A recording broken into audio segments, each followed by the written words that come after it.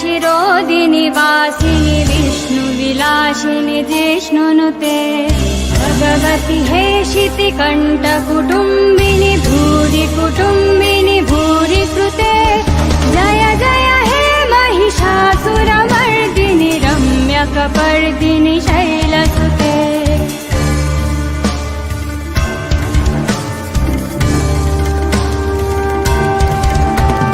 सुरवरवर्षिणि दुर्धरदर्शिनि दुर्मुखमर्षिनि हर्षरते त्रिभुवनपोषिनि शङ्करतोषिनि किल्बिषमोषिनि घोषरते धनुजनि रोषिनि दितिशुकरोषिनि दुर्मथतोषिनि सिन्धुसुते जय जय हे महिषासुरमर्दिनि रम्यकपर्दिनि शैलसुते जय जय हे महिषासुरमर्दिनि रम्यकपर्दिनि शैलसुते जय जय हे महिषासुरमर्दिनि रम्यकपर्दिनि शैलसुते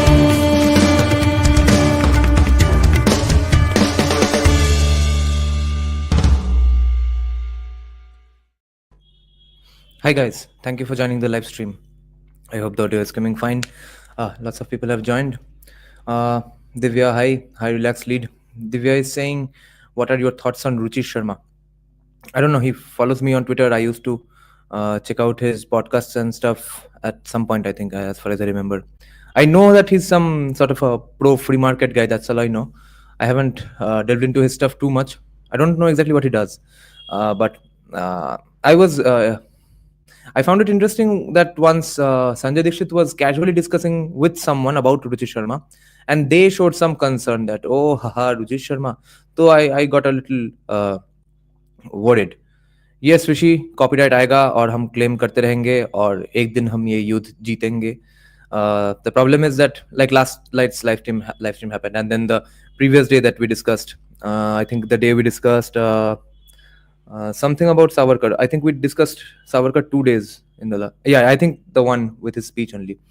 तो उस दिन के लाइव स्ट्रीम पे और आज के कल के लाइव स्ट्रीम में ये दोनों दिन हुआ कि अब मैं तो बाद में चेक नहीं कर रहा हूँ कि मोनेटाइज हुआ है कि कॉपीराइट हुआ है. ऐसा बाय चांस ऐसे ही स्क्रॉल करते करते, और यूट्यूब स्टूडियो का जो ऐप है वहाँ पे भी इंटरफेस हाल ही में चेंज हुआ है. So I didn't know that it's got a copyright strike, and वो entire monetization they didn't even put it in escrow for decision making and stuff. They directly hit copyright, and the monetization went to that Dipanita Goswami girl, and whom I've never heard of, and the arrangement is completely different. बहुत बार पहले भी हो चुका है, and all on all my Rabindra Sangeet covers as well from my personal channel. So all these compositions, this 1300-year-old Aigiri Nandini, then Rabindra Sangeet, all these have their copyright timeline has crossed. Okay, Aigiri Nandini का तो copyright था ही नहीं कभी, 1300 years पुराना है. तो USA में as far as I know 75-year-old कोई भी सॉन्ग का कॉपीराइट होता नहीं है. तो यहाँ पे तो it's the core composition, vocal melody is 1300-year-old, on which I'm doing a scratch से लेके end तक पूरा का पूरा fresh complete new arrangement done by me. तो कोर वोकल मेलोडी है, दीपान्विता गोस्वामी ने यूज किया है उसके रिलीज में. तो उसके लिए पूरा का पूरा कल का लाइव स्ट्रीम का जब तक मैंने सुबह तक नहीं देखा और डिस्प्यूट नहीं किया, सब मोनेटाइजेशन उसको दे दिया. क्या मनी शेयरिंग ऐसा कुछ टर्म देके. Okay, let's start then. So guys, today we have 2 papers to discuss.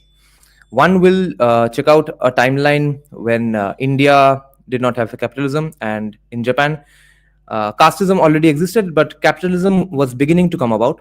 So the first paper shows how capitalism and casteism at one point was coexisting. Okay, like in ancient India, not exactly casteism, but at least castes were there. So but it was gradually beginning to unfold, and it was gradually disintegrating, and life didn't suck as much as real casteism when capitalism and casteism and castes were existing at the same time. The phase is called proto-capitalism. So in that era, the state was so small that they could not fuck with the lives of the people to that extent, to any significant extent. And then the second paper we will discuss how then that the existence of capitalism and caste didn't stick together very long. Then actual capitalism happened, and all discrimination started going away completely, which is also known as the Meiji Restoration. Was it capitalism or just under the control of USA? No यहाँ पे USA है ही नहीं. और mister sociologist ने तो ये सब paper भेजा है मुझे. The other paper that mister sociologist suggested on this topic but is too long, 47 pages. That's why we didn't take it up today. So we'll probably do it in a different live stream, unless I have energy to do a marathon live stream tonight. Then I'll complete that as well, which is a 47-page paper by Irfan Habib on why capitalism didn't take shape or wasn't able to exist in India. I don't know what his answer is, but Mr. Sociologist gave me a hint that he doesn't blame casteism for it, because he has the best views on caste according to me. How's it going, Retrowave? By the way, untouchables in France were called cagots. I see. Yeah, they will strike all of that Hanuman Chalisa and all everything, because they only think of the core melody. Arrangement में कोई भी एक original मतलब कोई दूसरे गाना का arrangement section या सैंपल यूज नहीं हो रहा है, वो नहीं देख रहा है गांडू लोग. तो अभी भी लाइव स्ट्रीम होगा, इसका शायद मोनेटाइजेशन उसके पास चला जाएगा, फिर मुझे चेक करना पड़ेगा कॉपीराइट खाया कि नहीं, फिर डिस्प्यूट करना पड़ेगा एक ही बात बार बार लिख के भोसड़ी के ये 1300 साल पुराना गाना है, और फिर 2-3 दिन रहेगा इसको में पूरा अमाउंट फिर मेरे पास आएगा. But USA drafted the Japanese constitution known as MacArthur Constitution. Yeah, we are talking about much before that. USA didn't give birth to capitalism in Japan. Just like USA didn't give birth to capitalism in India as well. Okay, let's start then.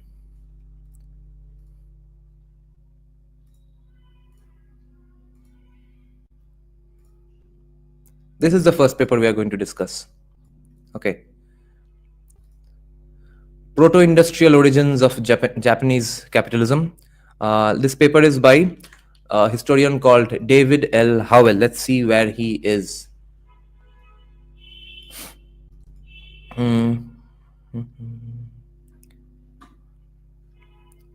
David L. Howell is the Robert K. and Dale J. Weary Professor of Japanese History and Professor of History at Harvard. Nice. Okay, let's start then. Are you guys ready? Okay. So, proto-industrialization has been defined as a transitional phase on the way to modern factory industrialization, characterized by the quote-unquote development of rural regions in which a large part of the population lived entirely or to a considerable extent from industrial mass production for inter-regional and international markets, somewhat like India as well.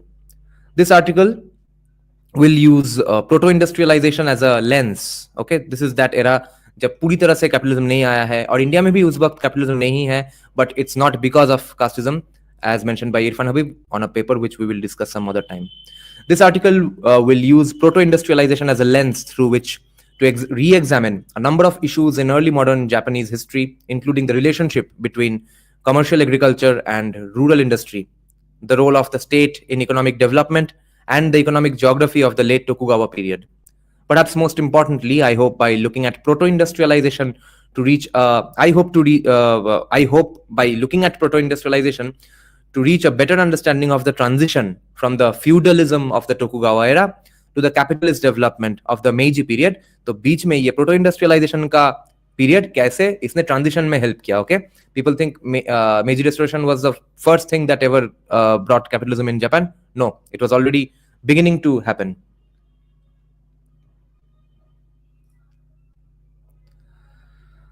The past decades have been good to the Tokugawa period. Raised from the depths of feudal stagnation, it is now appreciated as a time of cultural awakening and intellectual vitality. Its economy is looking better all the time, thanks to the efforts of historians and demographers who have uncovered clear evidence of a rising standard of living during the latter part of the period.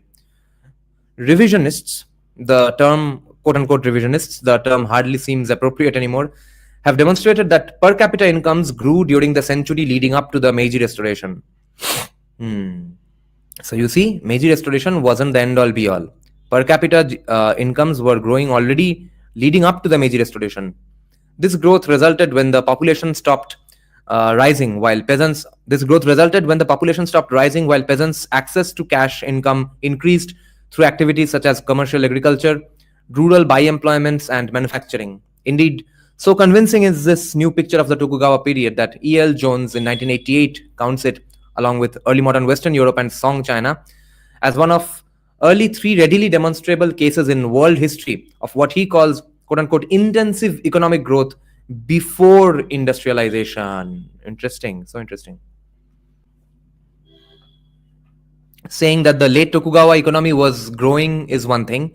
Assessing the significance of that growth is another question entirely. Assessing के मतलब अच्छा growth तो हुआ.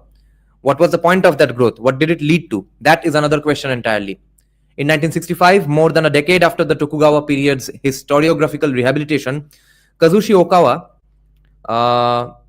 अच्छा ये footnote है, चलो footnote भी पढ़ लेते हैं. David Howell is assistant professor. ये कौन से साल में है? ये 1992 का पेपर है. Wow.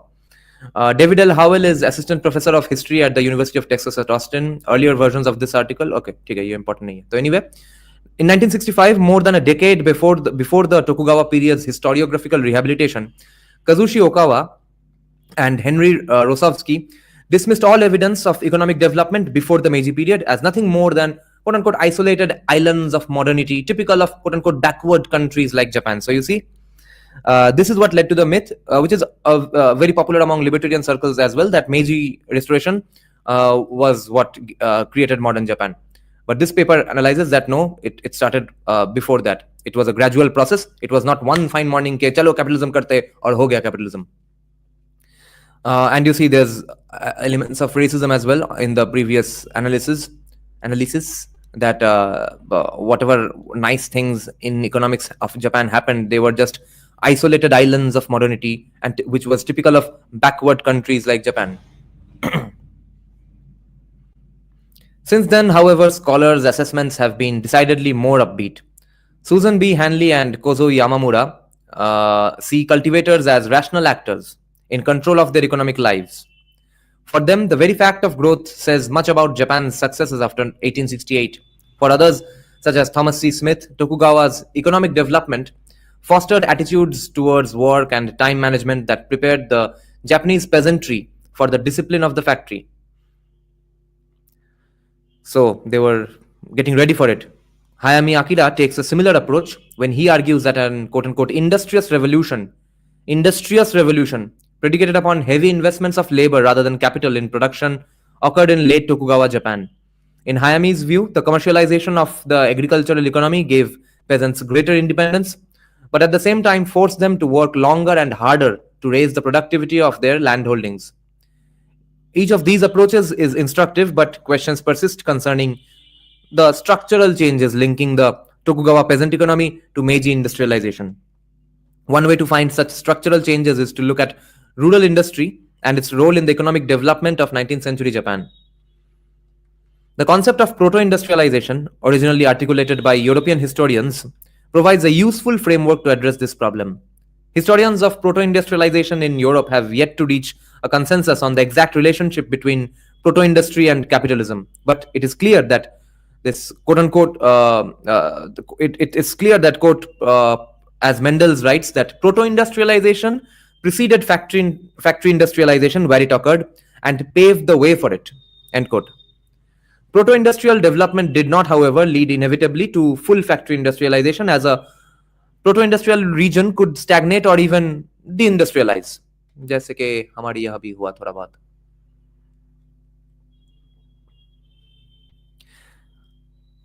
Each of these approaches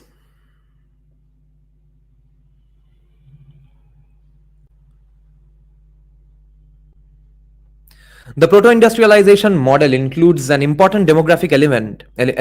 Proto-industrial regions in Europe typically saw an increase in population as people married earlier and had more children once the value of household labor was not constrained by the size of a family's land holdings.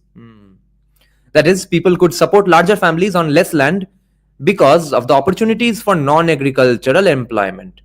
Ironically, the economic growth engendered by proto-industrialization was often accompanied by a decline in living standards because incomes, while much higher than in an agricultural economy, did not keep pace with the growth in household size. For this reason, we cannot sanguinely assume, as many analyses of Japan seem to, that economic growth necessarily translated into better lives for people in the countryside. The remainder of this article will present a brief overview of one example of proto-industrial development in 19th century Japan, the herring fishery of Hokkaido. The fishery produced commercial fertilizer for sale in Honshu on a large scale throughout the 19th and early 20th centuries. It will then turn to a discussion of some of the critical issues raised by the application of the proto-industrialization model to Hokkaido specifically and to Japan in general, particularly those concerning the links between Tokugawa proto-industrialization and Meiji capitalism. Nice. Proto-industry and capitalism in Hokkaido. The Hokkaido fishery, is it pronounced Hokkaido? The Hokkaido fishery is an attractive case study for proto-industrialization for a number of reasons. First, Hokkaido, better than any other region in Japan, fits the proto-industrialization paradigm of rural industry for distant trade. No domestic trade. Yeah. Rural industry for distant trade. No domestic trade was more distant than that between Hokkaido and central Honshu, and no people more dependent on industrial production than those of Hokkaido, who lived under climatic conditions too harsh to support much agriculture before the mid-Meiji period. Second, unlike silk and cotton textile manufacturing or other important early industries, fertilizer production in Hokkaido was not affected by Japan's opening to trade with the West after 1854.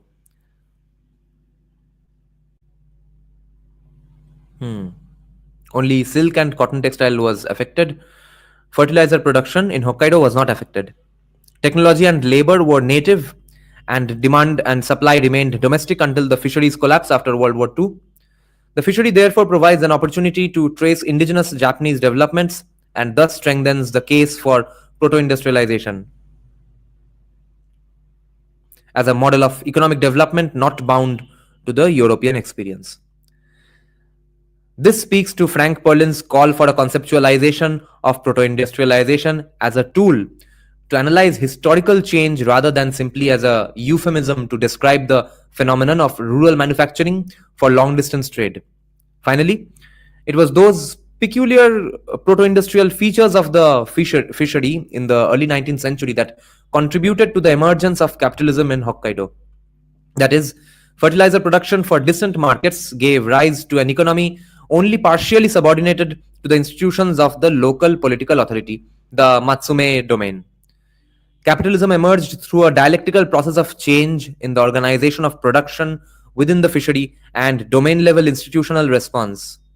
Hokkaido's commercial herring fishery originated in the early 18th century as merchants, based mostly in central Honshu, responded to a growing demand for herring meal fertilizer known as Nishin Shimekasu among cultivators. So Hokkaido's commercial herring fishery originated in the early 18th century as merchants, based mostly in central Honshu, responded to a growing demand for herring meal fertilizer among cultivators in the Kinai and elsewhere.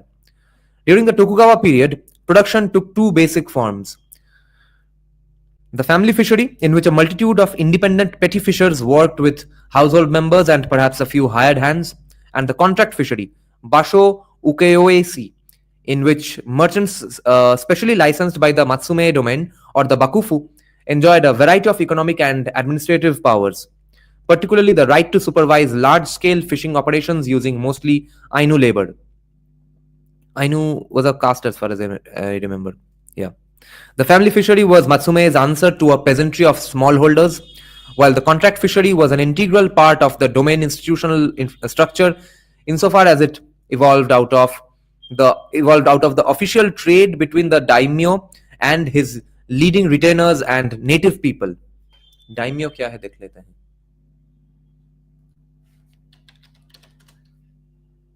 Daimyo were powerful Japanese magnates, feudal lords who, from the 10th century to the early Meiji period in the middle 19th century, ruled most of Japan from their vast hereditary landholdings.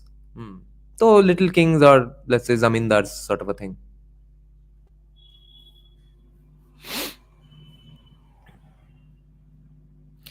Footnotes say that Saito Osamu's discussion of Japanese proto-industrialization, which is summarized below, is framed largely in terms of the different courses taken by silk reeling areas of northern Kanto and Shinano and cotton spinning regions in the Kinai after foreign trade was reopened. And then the following discussion of the evolution of the Hokkaido fishery is based on Howell, the author of this paper. Although the attempt to frame the material in terms of proto-industrialization is new. Okay, this is an updated version.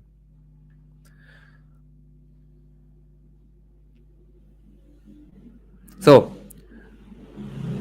the family fishery was Matsume's answer to a peasantry of smallholders, while the contract fishery was an integral part of the domain institutional structure insofar as it evolved out of the official trade between the daimyo, the zamindar, and his leading retainers and the native people. After the Meiji Restoration, the contract fishery operators, the Basho Ukeoinin, lost their privileges. This is always the beginning of the end of casteism. Lost their privileges, and the entire fishery was open to exploitation by anyone who cared to participate, although production remained divided between family and entrepreneurial fisheries. The period from about 1870 to 1900 saw a rapid expansion of the fishery, fed in no small part by strong demand for herring byproducts in Honshu. Indeed, by the latter part of the 19th century, Hokkaido was by far Japan's most important source of commercial fertilizer. However, overfishing, the result of intensive production with increasingly efficient technology, depleted the stocks so that catches of fish declined steadily throughout the first half of the 20th century. The last herring run took place in 1958, sub herring mar gaye. Although boats operating in deep water offshore continue to haul small catches to this day, though this paper is from 1992. The Hokkaido fishery was a large but hardly heavy industry. At its peak, up to 250,000 people processed several 100,000 tons of fish into fertilizer each year. Yet, the technology remained fairly simple, and the capital requirements, while well beyond the means of ordinary fishers, were small. Okay, the technology remained fairly simple, and the capital requirements remained small compared to highly mechanized enterprises. Even as the fishery expanded and the organization of production changed. Moreover, the mechanics of transforming large shoals of fish into large bales of fertilizer remained remarkably constant. Regardless of the size of the individual fishing operation, labor was divided between skilled fishers who piloted the boats and worked the nets, and semi-skilled or unskilled workers who hauled the fish onshore and processed it into fertilizer. Processing the fish was a simple, if malodorous procedure. Herring was boiled, pressed, and dried into a meaty state, then packed into straw bales for shipment. The only significant change in the way fish were caught and processed came with the introduction of a large and efficient but expensive net known as the pound trap, tatami, in the 1850s. USA is nowhere in the picture as of yet. The salient feature of the pound trap for our purposes was that it required at least 15 to 20 mostly unskilled workers to operate, and was thus ideally suited to capitalist production. Conversely, household fishers used small, easily manipulable gill nets, sashimi, a set of which could be worked by just 2 or 3 skilled men. It is important to stress that differences in scale notwithstanding, the final product in either case was the same and was marketed as such. Okay, same product hai. The fishery underwent a period of rapid development in the middle decades of the 19th century. Capital began to move from the realm of circulation, that is the buying and selling of herring meal fertilizer, into the realm of production. Capital वहां से सिर्फ buying and selling herring meal fertilizer से capital अब production में जाने लगा. By the end of the century, structural change within the fishery, bolstered by the active sponsorship of the Meiji state, had resulted in a fully developed capitalism in which small independent proprietors found themselves increasingly vulnerable to the economic and political power of entrepreneurs.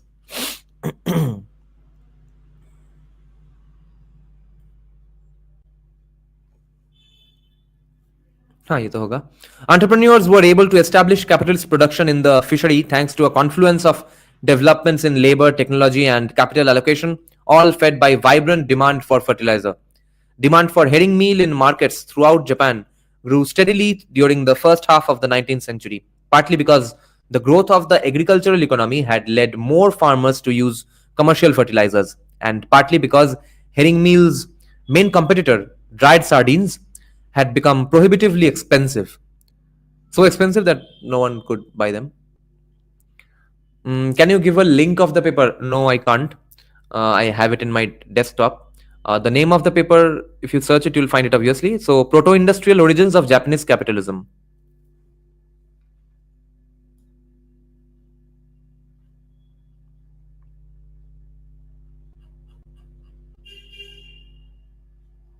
Hmm.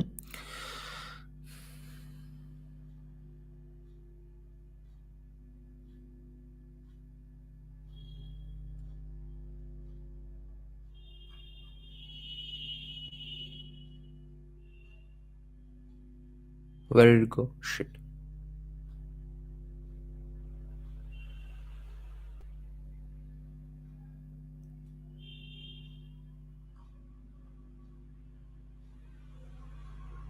Yeah.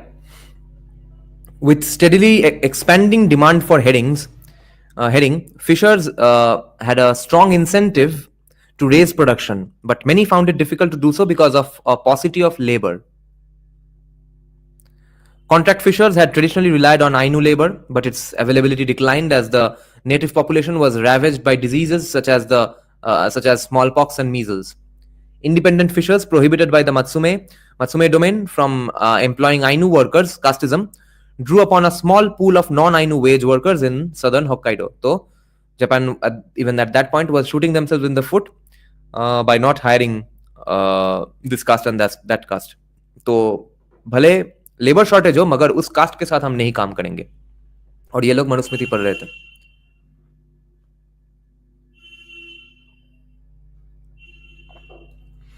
Formally free wage labor, formally free wage labor entered the fishery in large numbers for the first time after the Tenpo famine hit northeast Honshu between 1832 and 1838. Hunger drove peasants to Hokkaido, where, thanks to the herring trade, food from western Japan was available. While Tohoku workers had already been employed in the fishery, the influx during the Tenpo famine established a pattern of seasonal and permanent migration, seasonal as well as permanent migration that was to last well into the 20th century.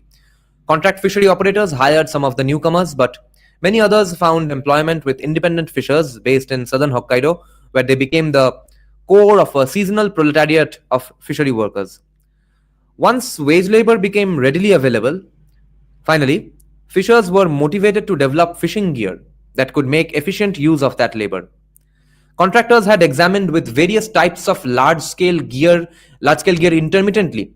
तो कभी किया था कभी नहीं किया था since the late 18th century. But attempts to use large nets had inevitably met with the opposition of small fishers who feared for the resource and hence for their livelihood. Lacking a supply of labor to work the nets, the early experiments were doomed to failure.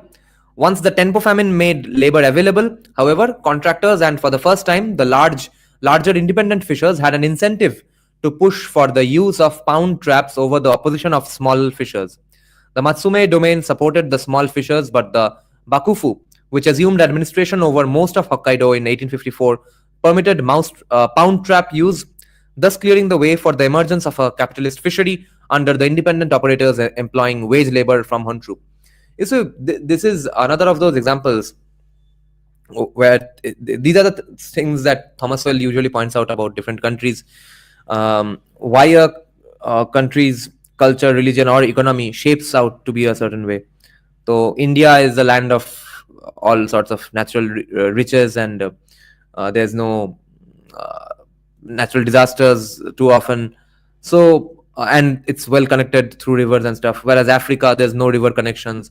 Any highlands in the mountains of Dagestan and all, they will always be poorer relatively because of the inaccessibility. But think of Japan's climate here: repeated famines and always surrounded by sea, small country, racially homogeneous, etc., and culturally pretty homogeneous, more or less. And then earthquakes and stuff. So all that forces them to be a high-trust society and do capitalism because they don't have any option. Otherwise, they have to do this. Time is running out for them seemingly all the time. Do you have any paper recommendation if I want to learn about Japanese casteism? Check out our live streams. check out the playlist called um, papers and article discussions. There we have discussed some papers of that sort. Dalits of Japan नाम का एक paper हमने discuss किया था. It's not called Dalits of Japan. We had to name it Dalits because they were discussing low castes only. The introduction of so under independent operators, okay. Listen to this weird concept, the weird situation. Okay,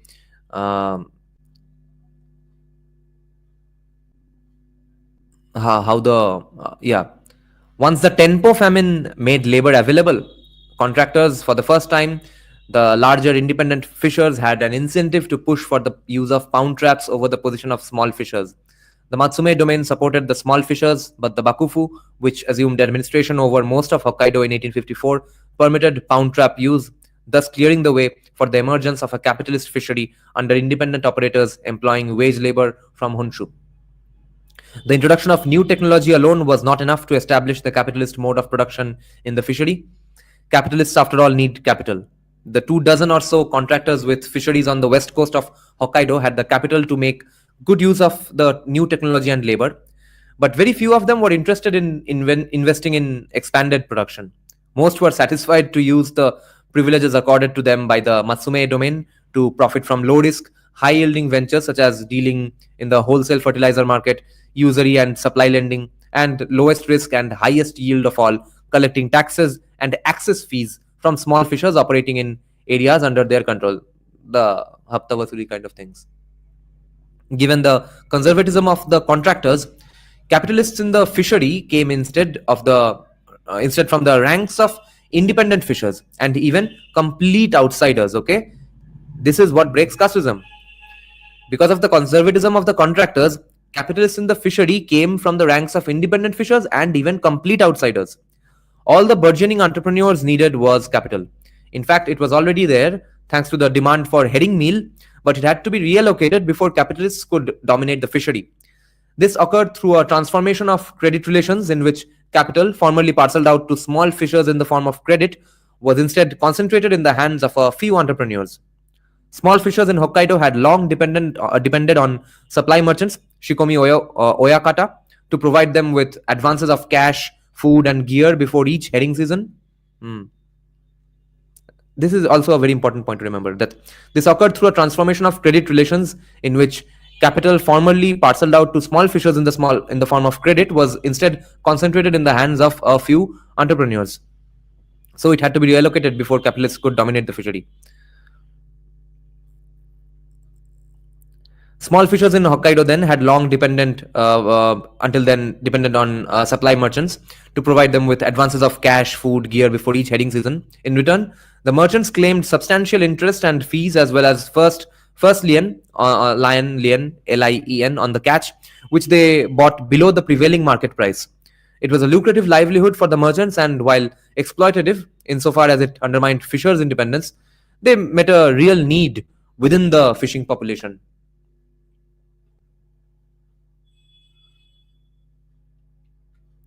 Supply lending did not disappear with the advent of the pound trap fishery, but it did become a harsher institution. That is, whereas merchants in the past had often carried defaulting fishers for a long time, years or even decades without foreclosing, after the mid-1850s they became stricter in their enforcement of loan contracts.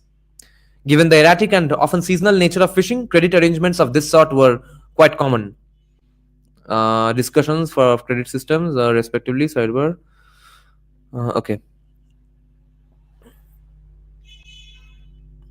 So whereas merchants in the past had often carried defaulting fishers for a long time, years or even decades without foreclosing, after the mid-1850s they became stricter in their enforcement of loan contracts. The reasons for this hardened attitude are simple. Before the introduction of wage labor on a large scale, it was usually to the supply lender's advantage to continue to provide credit to defaulting clients. First, to ensure a steady supply of fertilizer from those clients, which the merchant would then market for a profit. And second, to allow for the possibility that the clients would be able to repay the principal of their loans over time. With the advent of the pound trap, however, the supply merchant had a new option: to foreclose on defaulting fishers and reduce them to wage labor in a capitalist fishery, run either by the merchant himself or another client with an operation large enough to convert to pound traps. Capital that had once been directed into the household fishery were redirected to more efficient capitalist enterprises, and formerly independent small fishers were hired for skilled positions in those enterprises. By no means did every merchant exercise this option at every opportunity. Supply lending persisted in various forms into the 20th century, and for even the largest fishers, credit was always a fact of life. Nonetheless, the emergence of a market for the labor of skilled fishers, emergence of a market for the labor of skilled fishers imperiled many marginal operators in southern Hokkaido. The situation for small fishers worsened after 1868, for the Meiji state implemented a series of institutional changes that made it even more tempting for creditors to enforce contracts to the letter. Ekdam contract enforce hoga hi hoga. The right to fish, which had previously been free to all comers, was gradually made into a commodity as exclusive access, first to land to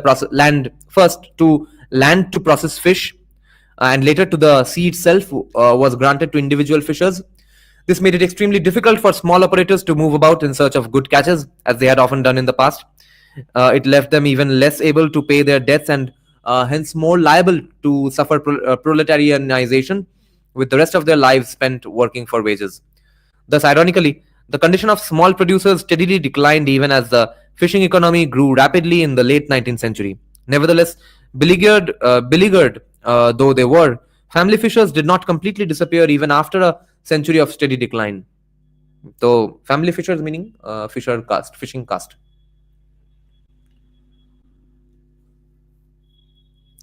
The basic changes in labor, technology, and capital were effected before the Meiji Restoration, but the establishment of a westward-looking state, eager for rapid economic growth, helped bring about the final transformation of the fishery.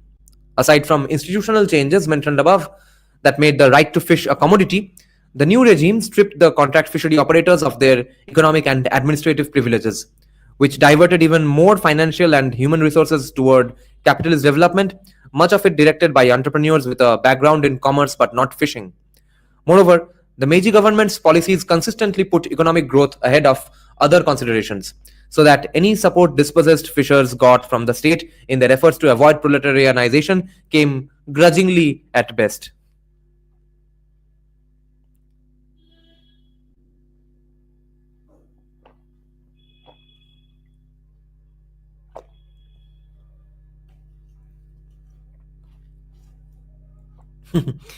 This is sad and hilarious. So the basic changes in labor, technology, and capital were effected before the Meiji Restoration itself. It all happened before the Meiji Restoration, but the establishment of a westward-looking state, eager for rapid economic growth, helped bring about the final transformation of the fishery. Aside from institutional changes mentioned above that made the right to fish a commodity, the right itself became a commodity, the new regime stripped the contract fishery operators of their economic and administrative privileges. तो हफ्ता वसूली बंद, contract fishery operator, गुंडागर्दी दादा होना, बैठ के खाना बंद, which diverted even more financial and human resources toward capitalist development, much of it directed by entrepreneurs with a background in commerce but not fishing. Moreover, the Meiji government's policies consistently put economic growth ahead of other consideration, so that any support dispossessed fishers got from the state in their efforts to avoid proletarianization came grudgingly at best. Given the nature of the Hokkaido herring fishery, with production dispersed among hundreds of fishing grounds of unequal and unstable value, it is not surprising to learn that factory industrialization never took place. In the 1920s and 1930s, however, a surrogate for full industrialization did emerge in the factory ships that canned crab and salmon in the Sea of Okhotsk.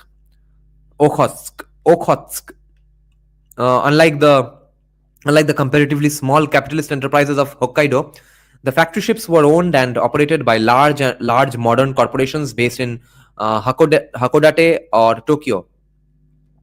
The factory ships' ties to the herring fishery were twofold. First, many of the entrepreneurs who made fortunes in the crab fishery had begun their careers in the herring fisheries of Hokkaido and Karafuto, southern Sakhalin. Thus, there was a certain continuity of both purpose and capital. Second, and more important, the workforce was drawn from the same pool of poor unskilled peasants from northeastern Honshu, and poor skilled fishers from southern Hokkaido. These were men and a few women for whom the declining Hokkaido fishery no longer had any use. So they had little choice but to endure the long hours and arduous routine of the 6-month voyages into Soviet waters. The pay was good, at least compared to what was available at home, but it was scant compensation for the danger and indignity the workers suffered. But the capitalist transformation of the fishing economy was complete. And as one veteran of the factory ships later recalled, quote, the time would come and there would be no other way to make any money. So we all had to endure the hardship and go back, end quote. So today's Japan stands on the sacrifices and hardships faced by this generation. You understand? Proto-industrialization, capitalism, and the Tokugawa economy. Next subchapter in this paper.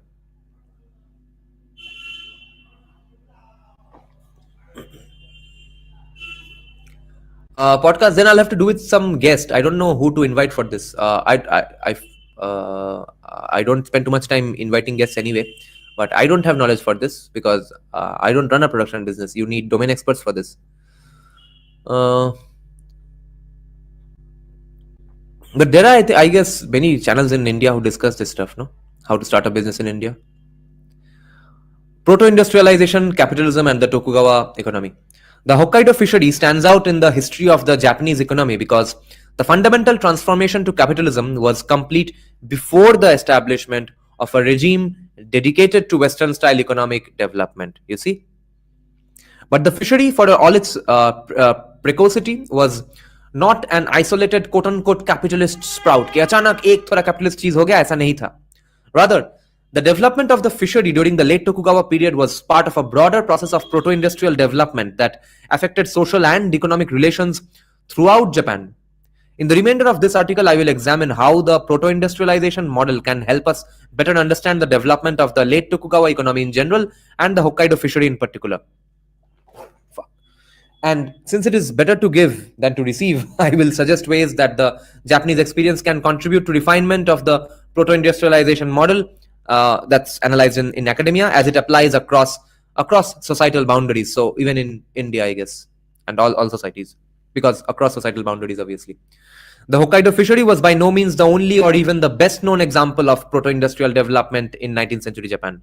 The textile industry stands out in particular, but others including paper making, sake and soy sauce brewing, iron and other metalworking, and the processing of agricultural and marine products such as tea, indigo, sugar, wax, vegetable oil, whale byproducts, and a variety of fertilizers. The historical significance of these industries is obscured by the course of Japanese development after the opening to the West in the 1850s. You see, this is why when many people, ever since Mystery Sociologist joined our channel, joined in the sense that started coming online and discussing stuff, many people, whenever he brought up Japan, many people used to ask him to talk about Meiji Restoration, and he used to go on saying that no need, there's no, Meiji Restoration was awesome, but there's no need to obsess over it because that was not the beginning. It happened before, and there was a distinct process that led to the Meiji Restoration. The country was ready for it then. So these are the stuff. The historical significance of these industries is obscured by the course of Japanese development after the opening to the West in the 1850s. Factory industrialization did not occur as a result of natural evolution so much as through a deliberate policy of modernization implemented by a state anxious to emulate the more advanced West. Given the dramatic transformation of the Meiji years, it is natural enough to ascribe the origins of Japanese industrialization to the policies of the Meiji state, which people usually do, both libertarians and non-libertarians.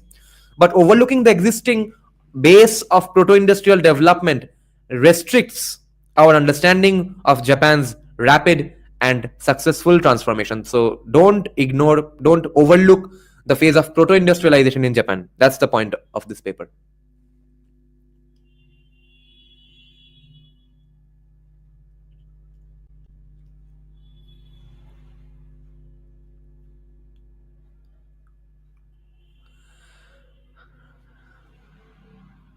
Application of the proto-industrial model to late Tokugawa Japan is not, however, without its pitfalls. Saito Osamu, who has made the most extensive study of the problem to date, concludes that the differences between Europe and Japan were such as to make the model basically inapplicable in the Japanese case. The widespread incidence of rural industry notwithstanding. Saito sees three critical differences between the European situation and the Japanese situation. First, in Japan, there was never a clear-cut distinction between agricultural and industrial regions, obviously. While some regions did rely heavily on rural industry and others on grain production, it was not enough, in his view, to spark a fundamental transformation of the peasant economy.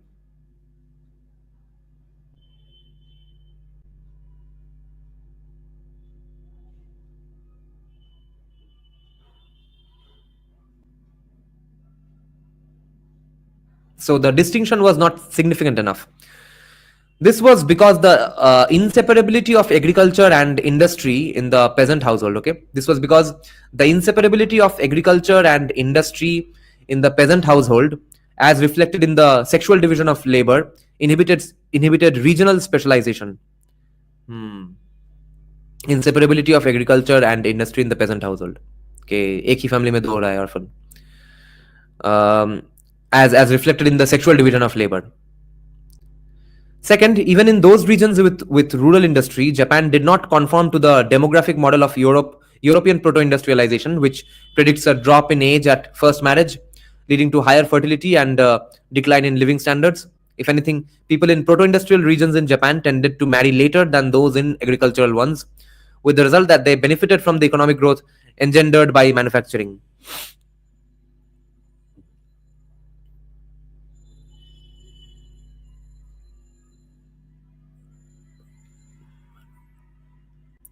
Saito sees this as a function of the fact that proto-industrial development generally followed agricultural expansion, so that population densities were already high before the onset of proto-industrialization. This meant that the third point, that Japanese proto-industrial regions did not develop higher population densities than agricultural ones, and therefore did not generate a large pool of dispossessed peasants vulnerable to proletarianization. Yeah. Proto-industrial development generally followed agricultural expansion, and therefore population densities were already high before the onset of proto-industrialization. So in Japanese proto-industrial regions, they did not develop higher population densities than agricultural ones, and therefore did not generate a large pool of dispossessed peasants vulnerable to proletarianization. While Saito's misgivings about the applicability of a European model of proto-industrialization to Japan are certainly compelling, they should not obscure the fact that rural industry was an important and widespread phenomenon in 19th century Japan. Saito himself says as much in 1985. In fact, many of his objections can be accommodated by examining the political constraints placed upon the late Tokugawa economy. For the role of the state was critical in determining the degree and significance of rural industrialization in any given area. Before turning to a discussion of this problem, however, we must first locate proto-industrialization relative to commercialization and capitalism. Proto-industrialization was distinct from the expansion of commercial agriculture, whereas the growth of commercial agriculture changed the way things were bought and sold, but not the way they were produced. Proto-industrialization facilitated the penetration of capital into the realm of production, thus, potentially at least, leading to the emergence of capitalism. To be sure, commercialization affected the peasant economy in important ways. Thomas C. Smith has shown how the expansion of the money economy after the middle of the Tokugawa period weakened hereditary bonds of dependency and led to a re-stratification of a society on the basis of wealth, as village elites came to function as landlords, merchants, and moneylenders. Nevertheless, insofar as household rather than wage labor remained primary, the growth of commercial agriculture did not immediately affect the social relations of agricultural production.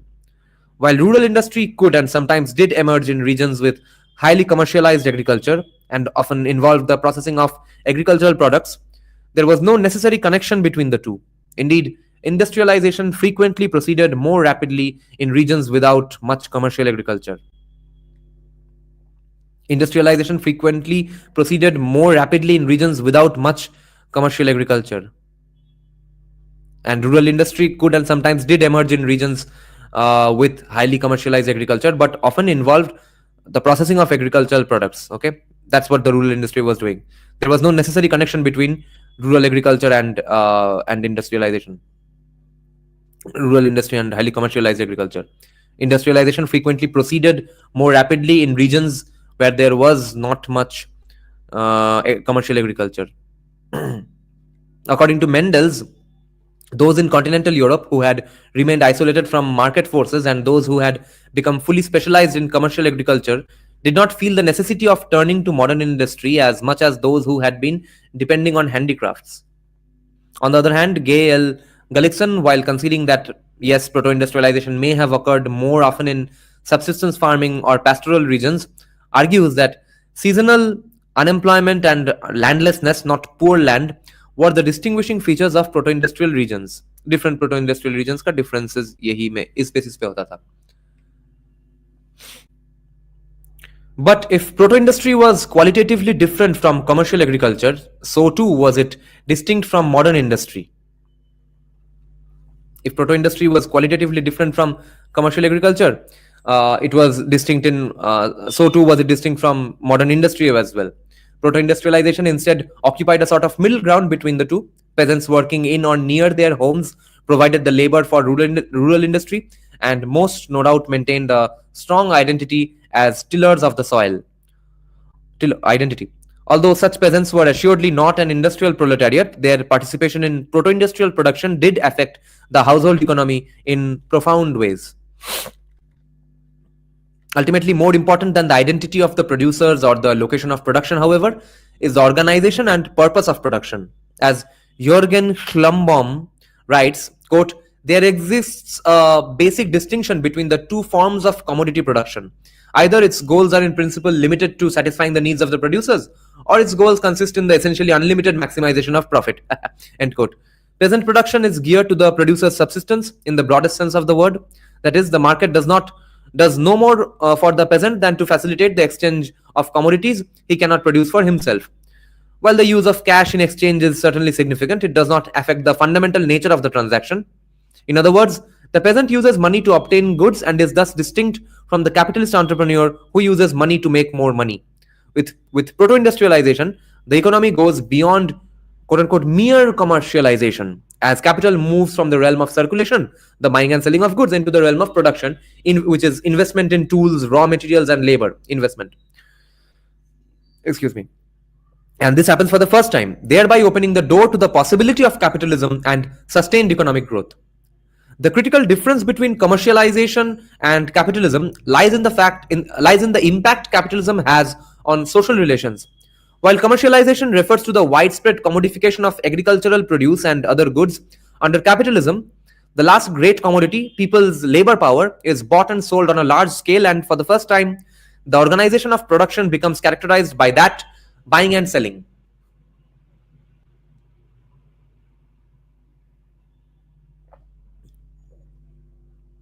Proto-industrialization represents the nexus between commercialization and capitalism. To illustrate this point, let us return for a moment to Hokkaido. The division of the Tokugawa fishery into a mass of petty independent producers on the one hand and a small group of fishing contractors who received administrative and economic privileges from the Matsume domain on the other hand, parallels an internal division within proto-industry between putting out and manufactures, recently described by Gary Loeb. Putting out, in which a merchant provided raw materials, credit, and sometimes tools to a peasant who then engaged in handicraft production at home, was the most common form of proto-industrial production in both Europe and Japan. Its functional equivalent in Hokkaido was the supply lending institution described above, in which merchants provided advances of cash, daily necessities, and gear to small fishers in return for exclusive marketing rights to the fisher's herring, in addition to interest and commissions.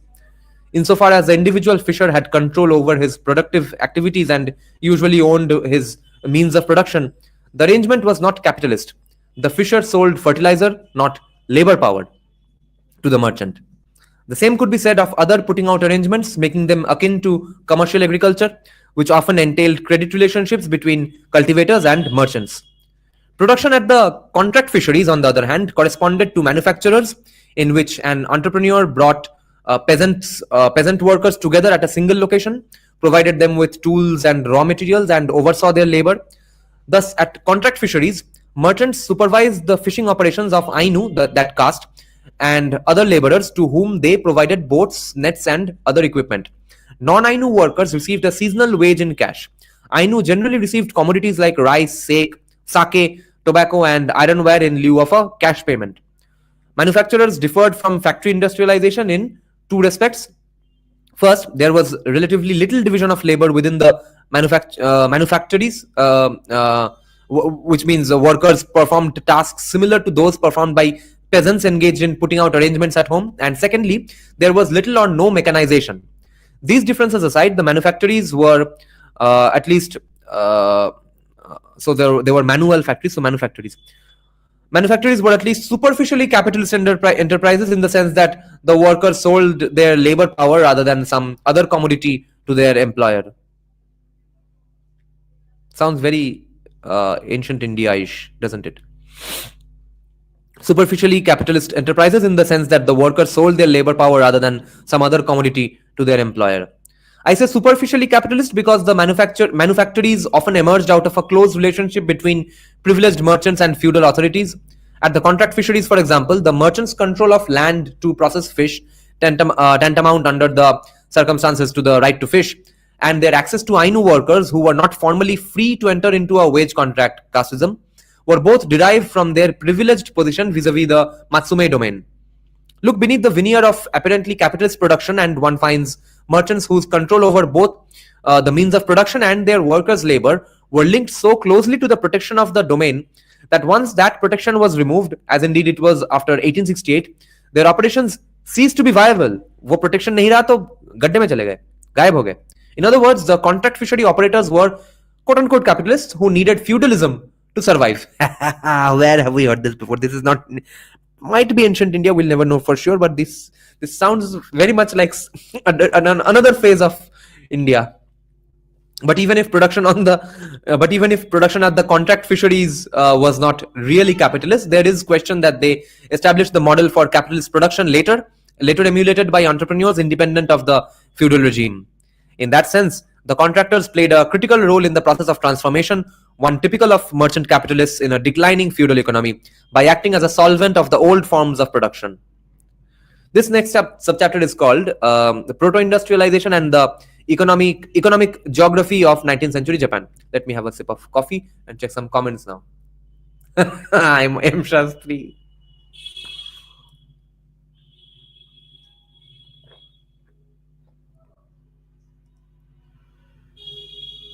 M. Shastri, you are in for a treat.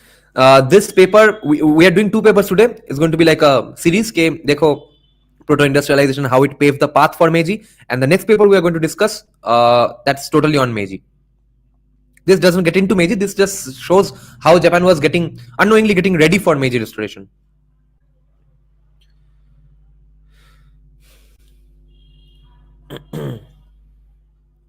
Okay, let's continue.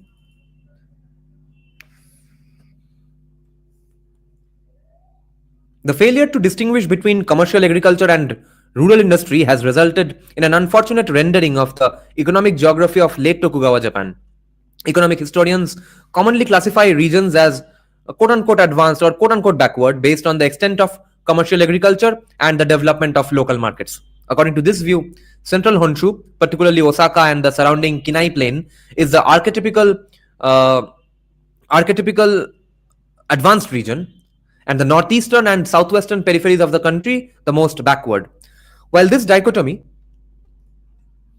works well when talking about markets, it unfortunately diverts attention from those so-called backward areas where critical changes in the organization of production, which is the key to the development of capitalism, were already occurring. Footnote says that it is worthwhile to note, however, that the merchant who was overseeing a putting out operation was just as interested as the proto-factory operator in getting the surplus value of peasant labor rather than the use value of the commodities being produced. Interesting. And thus equally fulfilled a key criterion of capitalist production. In other words, Loeb's distinction between putting out and manufacturers is more valuable when looking at labor than when considering the purposes of production. What a great paper, man. Than when considering the purposes of production. discussion of the so-called manufacturers debate among the pre-World War II Japanese Marxist historians, and particularly the analysis of the work of Hattori Shiso in Hoston's work. Okay. Hanley and Yamamura organize their book in terms of this dichotomy, but in doing so follow common practice for a discussion of the innovative aspects of their treatment of regional differences. See the Vision's work. Okay. Rural districts in the Kinai where commercial agriculture developed early and effectively did see some proto-industrialization, but the impetus for industrial development was weak because villagers could easily participate in commercial agriculture to meet urban demand for foodstuffs. Conversely, proto-industry thrived in many ostensibly backward regions. For example, the northern Kanto Plain and Shinano were centers of silk thread production. Tosa was a leading producer of paper, Nanbu had a large ironworking industry, and Hokkaido, of course, was a center of commercial fertilizer production. These regions lagged in agricultural development and lacked extensive internal demand for industrial commodities, but were well suited to proto-industry. Indeed, since in some cases even subsistence agriculture was impractical because of poor soil or climate, people had little choice but to turn to proto-industrial endeavors and long-distance trade with the Kinai and similar areas. The influx of industrial products from peripheral areas in turn spurred growth in commercial agricultural regions and thus furthered the development of the economy as a whole. Rather than looking at Tokugawa economic history in terms of a dichotomy between so-called advanced and so-called backward areas, it is better to see the regions as complementing one another. Given the importance of long-distance trade, both in industrial products and tax rise, those so-called backward areas were hardly isolated from market forces, even if commercial agriculture was slow to develop. Indeed, those so-called backward regions turned to proto-industrial production for distant markets in more developed areas, instead of developing commercial agriculture and local markets for industrial commodities of their own. So they were not inward looking. And they did this in response to developments that had already occurred elsewhere. They were forced to respond to capitalism, proto-capitalism going on already elsewhere. Moreover, dividing Japan into just 2 or 3 regions does not do justice to the complexity of development at a lower level of geographical abstraction.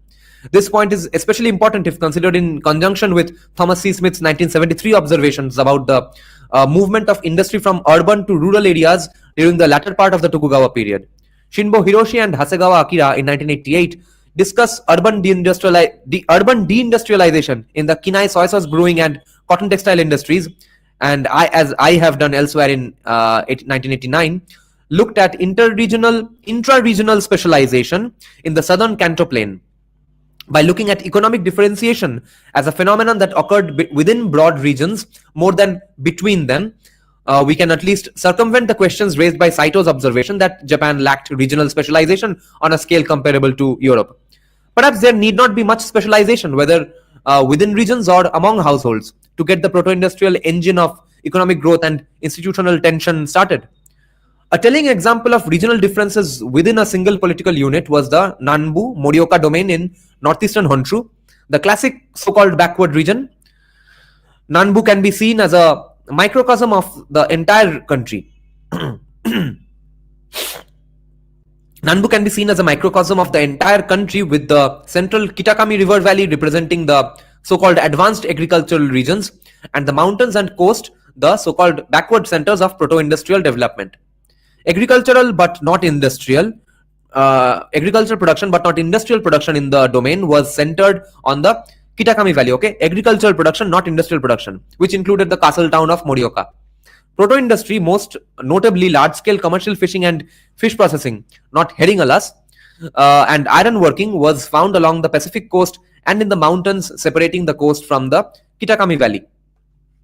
Interestingly, the most highly industrialized parts of the domain saw the most serious occurrences of unrest among Nanbu's notoriously contentious peasants. Okay, the most highly industrialized parts of the domain saw the most serious occurrences of unrest among Nanbu's notoriously contentious peasants. The best known instances of conflict involved disputes over domain commercial and industrial policies and were directed in a large part against merchants who had purchased samurai status from the domain. तो शुरू में है ना, किसी को capitalism दिमाग में घुस नहीं रहा था, तब भी लग रहा था उनको कि हाँ चलो कास्टिज्म में ज्यादा प्रायोरिटाइज करते हैं. But look at this phrase, purchased samurai status. Buying your caste forever and after, everywhere. The disorder in Nanbu may be attributed to the fact that the impetus for economic growth came from the proto-industrial hinterland, and the feudal institutional structure, located as it was both physically and ideologically in the agricultural core, could not adapt. So now, the disorder in Nanbu may be attributed to the fact that the impetus for economic growth came from the proto-industrial hinterland, and the feudal institutional structure, located as it was both, and the feudal institutional structure could not adapt. Okay, the feudal institutional structure could not adapt to the fact that the impetus for economic growth came from the proto-industrial hinterland.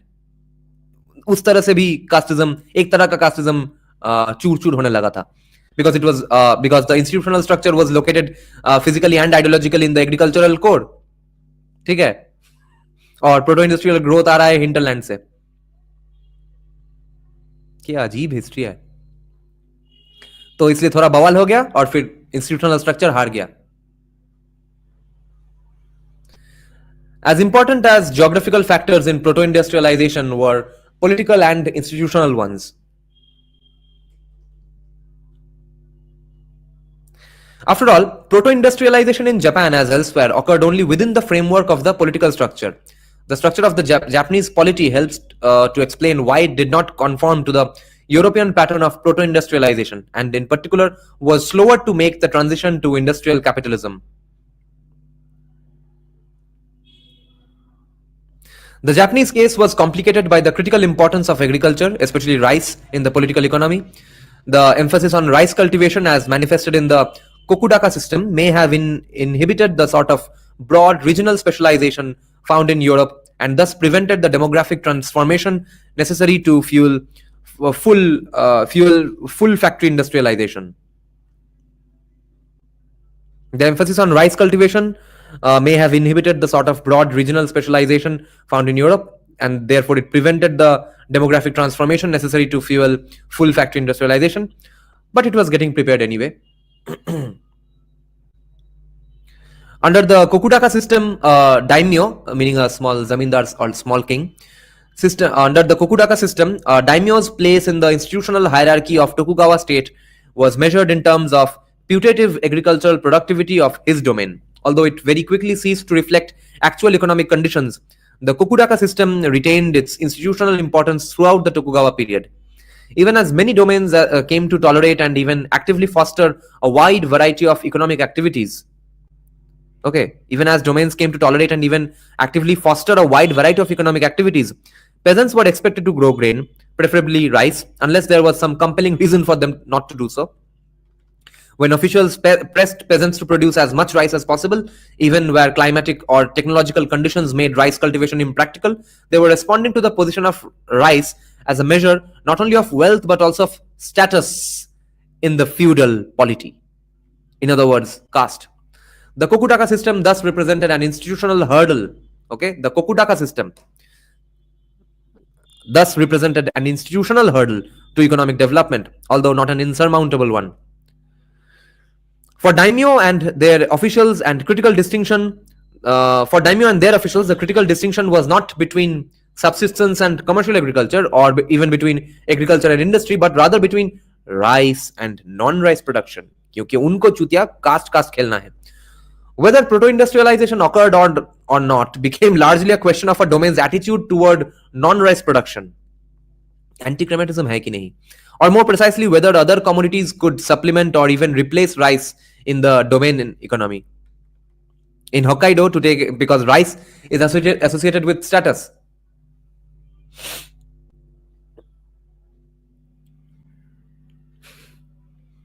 Yeah, Abhay, we are in the Tokugawa period. Whether other commodities could supplement or even replace rice in the domain economy, उस पे सब dependent था. This is so funny. Whether proto-industrialization occurred or not became largely a question of a domain's attitude toward non-rice production, or more precisely, whether other commodities could supplement or even replace rice in the domain economy. In Hokkaido, to take an extreme example, rice cultivation was impossible, so the herring fishery became a proxy for agriculture. In a sense, herring was rice in Matsume. Oh, so herring had the status of rice in Matsume. which meant its economy revolved around the fishery in a way that satisfied the requirements of the feudal polity while opening the door for considerable proto-industrial and eventually even capitalist development. In other domains, where rice cultivation was more feasible, the authorities could adopt a narrower definition of rice, with the result that support for industry and even commercial agriculture was not readily forthcoming. For instance, the southern Kanto was the locus of a number of industries, most notably soy sauce brewing, and sardine fertilizer processing that drew labor from the peasant population. However, local authorities were either unwilling or unable to appreciate the value of these industries. Instead of seeing their potential benefits, all they saw was the decline of agriculture. Rather than profiting from industrial growth, they vainly tried to get villagers to go back to the fields. कहाँ सुना है हमने ये सब? Fuck. Oh my god, we all know these characters in India. They are alive and well in India today, working in the political scenario.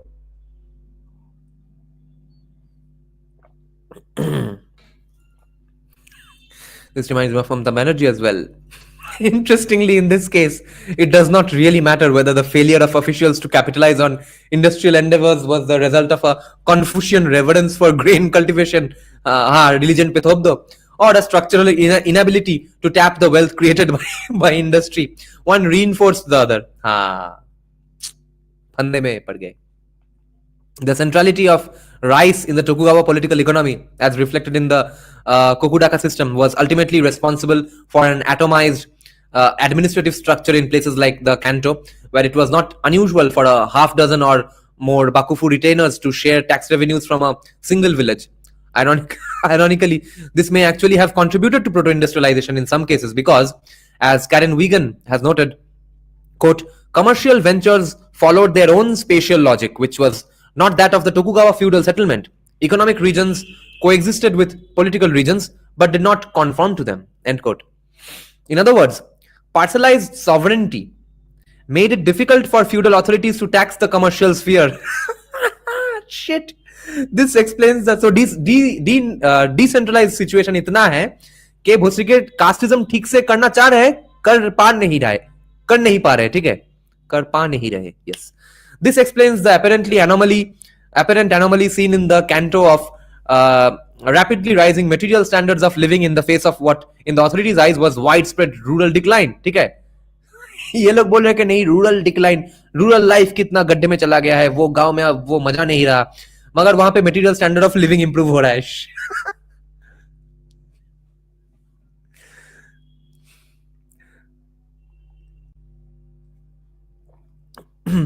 तो हमारे ये कोकुडाका system का इंडियन वर्जन को हम इस कोकुडाका सिस्टम को हम क्या नाम दे? रब्बा नहीं हो, रब्बा या फिर या तो कास्ट सिस्टम ही बोल देते हैं या इंडिया का मॉडर्न सिस्टम में, या फिर बाबूडम बोलते हैं, the Indian bureaucratic system. The inability of the Tokugawa state to take full advantage of proto-industrial development reflects the rigidity of a feudal polity. ये तो अब इंडिया को ट्रोल कर रहा है लग रहा है. रुको थोड़ा ग्लासेस परिष्कार कर लेते हैं. परिष्कार क्या संस्कृत वर्ड है? Is it applicable in non-Bengali languages? परिष्कार means clean. So anything in Bengali that is usually pronounced as awe, उसको अगर अ कर देते हैं तो वो हिंदी और संस्कृत बन जाता है. तो I'm just taking my chances here. Dada called the Arthya system. We were discussing industrialization and post-industrialization of Hindu Dharma with Dr. Bijit Prantana very much the other day. I see.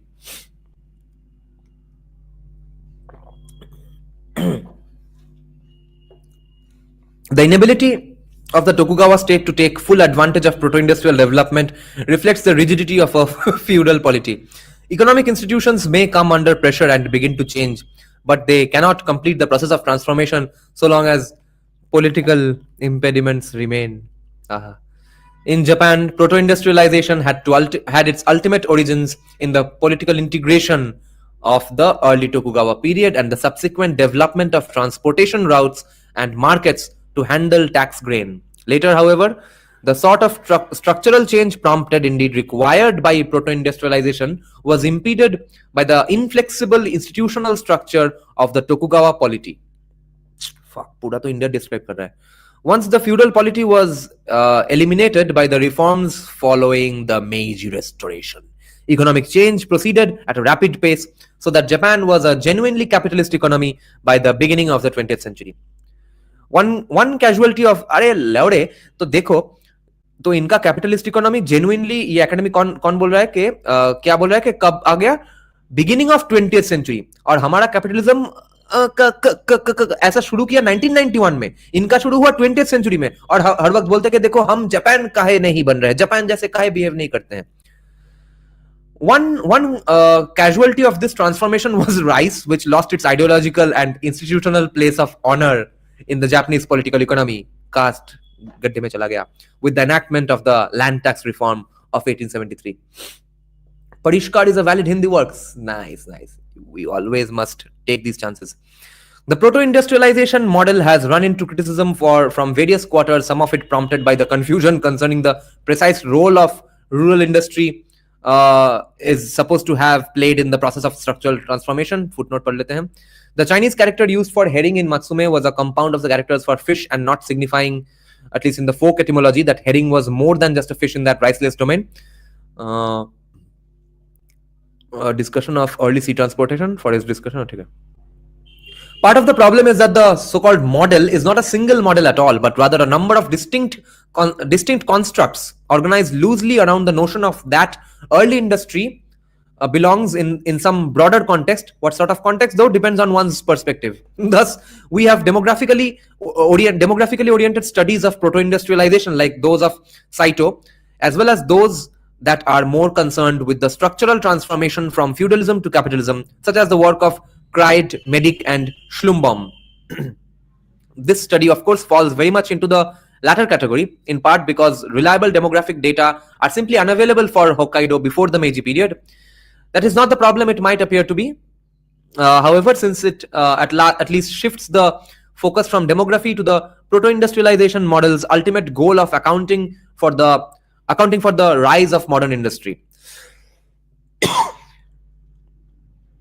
It shifts the focus from demography to the proto-industrialization model's ultimate goal of accounting for the rise of modern industry. This brings us back to the role of rural industry in Japan's structural transformation. The mere existence of rural manufacturing did not of itself cause capitalism. It did, however, open a window of opportunity for the emergence of capitalism. Whether हमारे लिए तो agriculture पे depend करना अब possible भी नहीं है because of the way technology is today. It's too late for us to obviously follow this exact path. Whether capitalist production actually rose or not hinged on the place of merchant capital in the feudal structure of a given location. In Hokkaido, merchant capital, as represented by the contract fishery operators, laid the groundwork for large-scale production, but resisted taking the final step to capitalism. Once the series of changes set into motion by the influx of labor and adoption of new technology began, the contractors lost the initiative and independent capitalist entrepreneurs appeared and eventually came to dominate the fishery. In other domains, the situation was similarly linked to local circumstances. In a large domain like Nanbu, the regional diversity of economic activity encouraged the development of proto-industry, but manufacturing remained under the domination of merchant capital, backed by the sanction of domain monopolies and monopsonies. Sole buyer of services and sole seller of products.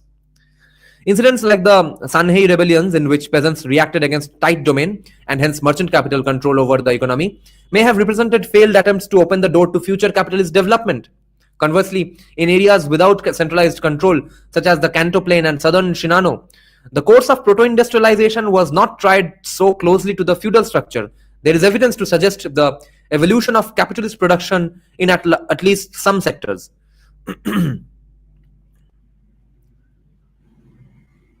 Evolution of capitalist production in at least some sectors. If proto-industrialization was not the direct cause of capitalism in Japan, it was a symptom of stress in the structure of the feudal polity. This is perhaps about as much as we can ask of the concept of proto-industrialization as an explanatory tool. After all, the push for structural transformation was not a foregone conclusion. The rent-seeking tendency of feudalism was much more the natural state of affairs like it is in India today. although decreasing. This view of the role of proto-industrialization in the emergence of capitalism contributes not only to our understanding of Japanese economic history, but it refines the proto-industrialization model as a theoretical construct as well. The emergence of capitalism from a proto-industrial base within the Hokkaido fishery before the transformation of the Japanese economy as a whole supports Jürgen Schlumbaum's characterization. Footnote पढ़ लेते हैं. His characterization of proto-industrialization as a process in which the structural transformation from feudalism to capitalism is played out in microcosm within a region. So interesting. Footnote says that for a critique of the proto-industrialization model in general and particularly its claims for universal applicability, see, such an honest academic बोल दे रहा है कि देखो वहां पे जाके तुम मेरे थ्योरी का criticism पढ़ सकते हो. Beautiful. Although he eschews terms like feudalism and capitalism. Okay. This is what a good academic is supposed to do. In contrast, Schlumbaum's collaborators Peter Kreid and Hans Medic, as well as Franklin Mendels, see proto-industrialization as an intermediate stage between feudalism and capitalism. Okay, interesting. Both views are interesting according to me. But the Hokkaido evidence, when seen in the full context of Japanese history, does not support the teleology suggested by their model. That is, although the preconditions for Hokkaido's development as a proto-industrial region lay in the structure of Japanese feudalism. Okay. Preconditions for Hokkaido's development as a proto-industrial region lay in the structure of Japanese feudalism itself. And two, capitalism could not have emerged in the fishery had it not undergone a proto-industrial stage first. There was nothing inevitable about the course of development in the industry.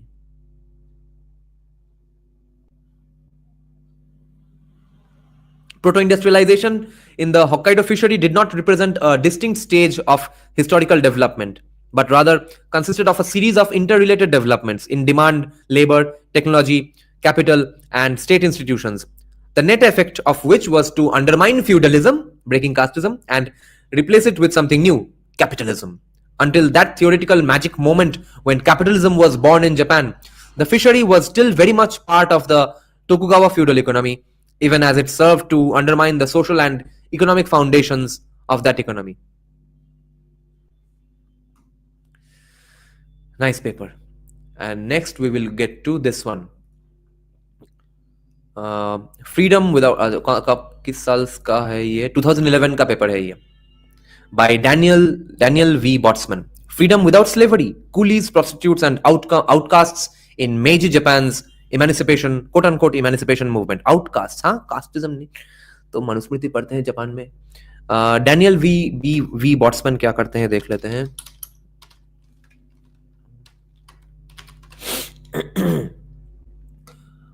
Teaches courses on the history of Japan from 1500 to the present at Yale University, Department of History. Let me check some comments now and take a sip of coffee, and then we will start this next paper. Abhay is asking the pages. Pages for this paper, right? 26 pages, 20, 24, 25 pages because citations वगैरह भी होगा. Rice supremacy.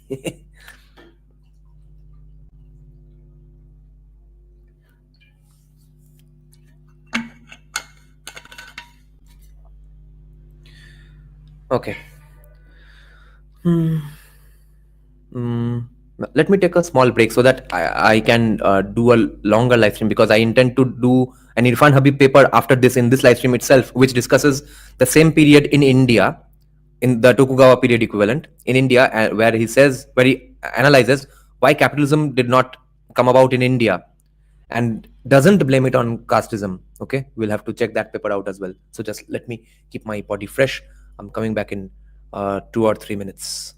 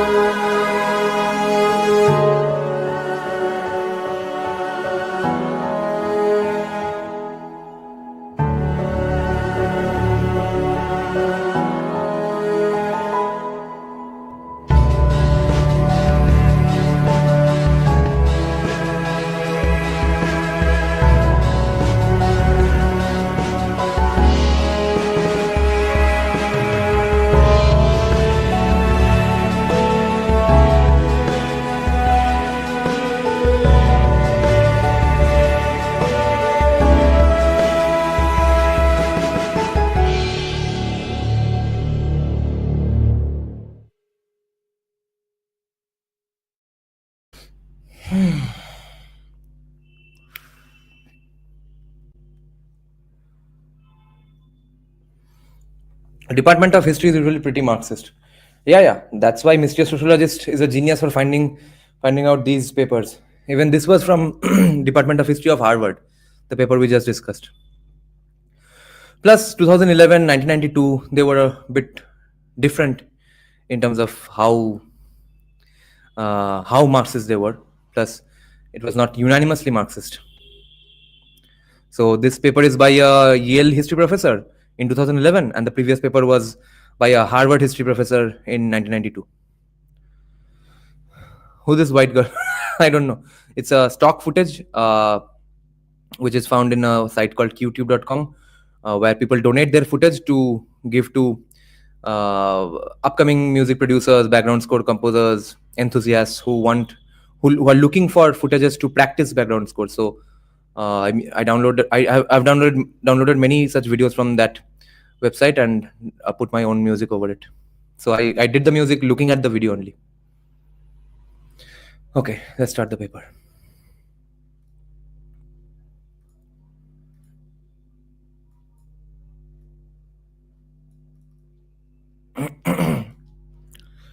Freedom without slavery. Quote-unquote coolies, prostitutes, and outcasts in Meiji Japan's quote-unquote Emancipation movement. Daniel V. BOTSMAN. There's a difference between economist who does economic history and historian who does economic history. Yes. In his acclaimed work, Freedom in the Making of Western Culture, sociologist Orlando Patterson argues that the Western world has come to embrace freedom as its supreme value, as the result of a particular relationship to the history of slavery, which began in antiquity and evolved throughout the Middle Ages. In the non-West, on the other hand, Patterson tells us that freedom was stillborn, unable to develop and grow because in the absence of this uniquely Western constellation of ideas about slavery, it was associated primarily with the unbridled power of a ruler, an Oriental despot, protection from whom required, quote-unquote, not personal freedom or freedoms, but submission to controlled or countervailing authority. The tight protective bondage of the kin-based group, okay? Caste, meaning caste, obviously. In all, Patterson devotes just 24 pages out of a total of more than 400 to his explanation of the failure of freedom in the non-West, in effect presenting us with little more than the familiar Orientalist binary of a West, in which individual freedoms are paramount, and a non-West, in which the individual remains subservient to the group. So-called non-Western peoples, we are informed, are quote-unquote have thought so little about freedom that most human languages did not even possess a word for the concept before the contact with the West. Footnote पढ़ लेते हैं. The research for this article began in 2004 through 2005 when a Japan Foundation Research Fellowship made it possible for me to spend 10 months working with Professor Tsukada Takashi and his research group at Osaka City University, which we are not going to do because Western academics are evil. Rustin Gates and Julia Stephens both provided me with invaluable assistance in collecting additional source materials after my return to the United States. Okay, तो क्या हुआ यहाँ पे? Japan foundation research fellowship बना दिया Japan ने Osaka city university में. Westerners को बोला कि लिखो हमारे बारे में. वो आके लिख देता है कि देखो ऐसा नहीं है कि वेस्ट के आने से पहले फ्रीडम या कैपिटलिज्म नाम का कोई कॉन्सेप्ट नहीं था देश में. ठीक है, ये होता है एकेडेमिया हैंडल करना. Rustin Gates and Julia Stephens both provided. ऐसा नहीं है कि अब तुम झूठ बोलने के लिए किसी को भी हायर कर लो कि नहीं भोसरी क्या बोल, जापान कितना अच्छा था, बोल बोल. ऐसा नहीं है. कुछ एकेडमिक्स होंगे कि वो वैसे भी ये बोलते, उनको हाईलाइट में ला दिए, स्पॉटलाइट उन पे डाल दिया. Rustin Gates and Julia Stephens both provided me with invaluable assistance in collecting additional source materials after my return to the United States. A final draft was completed at the Institute for Advanced Study, where I was awarded a membership at the School of Historical Studies for spring 2010 with generous support from the why are we reading this? अपने खुद का पूरा biodata दे दिया, चलो देख पढ़ ही लेते हैं.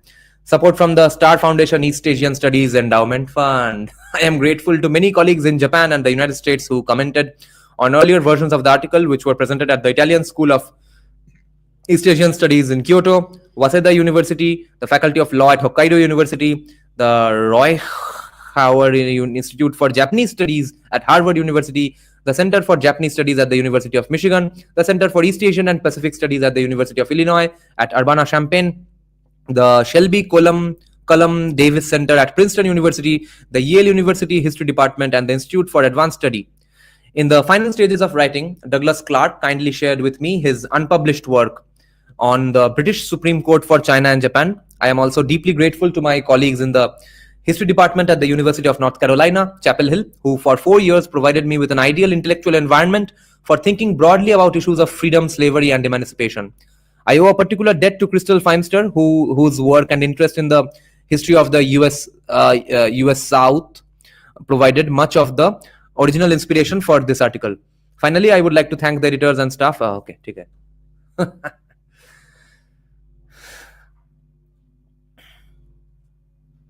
In general, Patterson makes no effort to disaggregate the non-West across either time or space, but he does briefly single out Japan as a typical case, saying that, quote, the current Japanese word for freedom only acquired this meaning during the 19th century with the opening of the country to the West.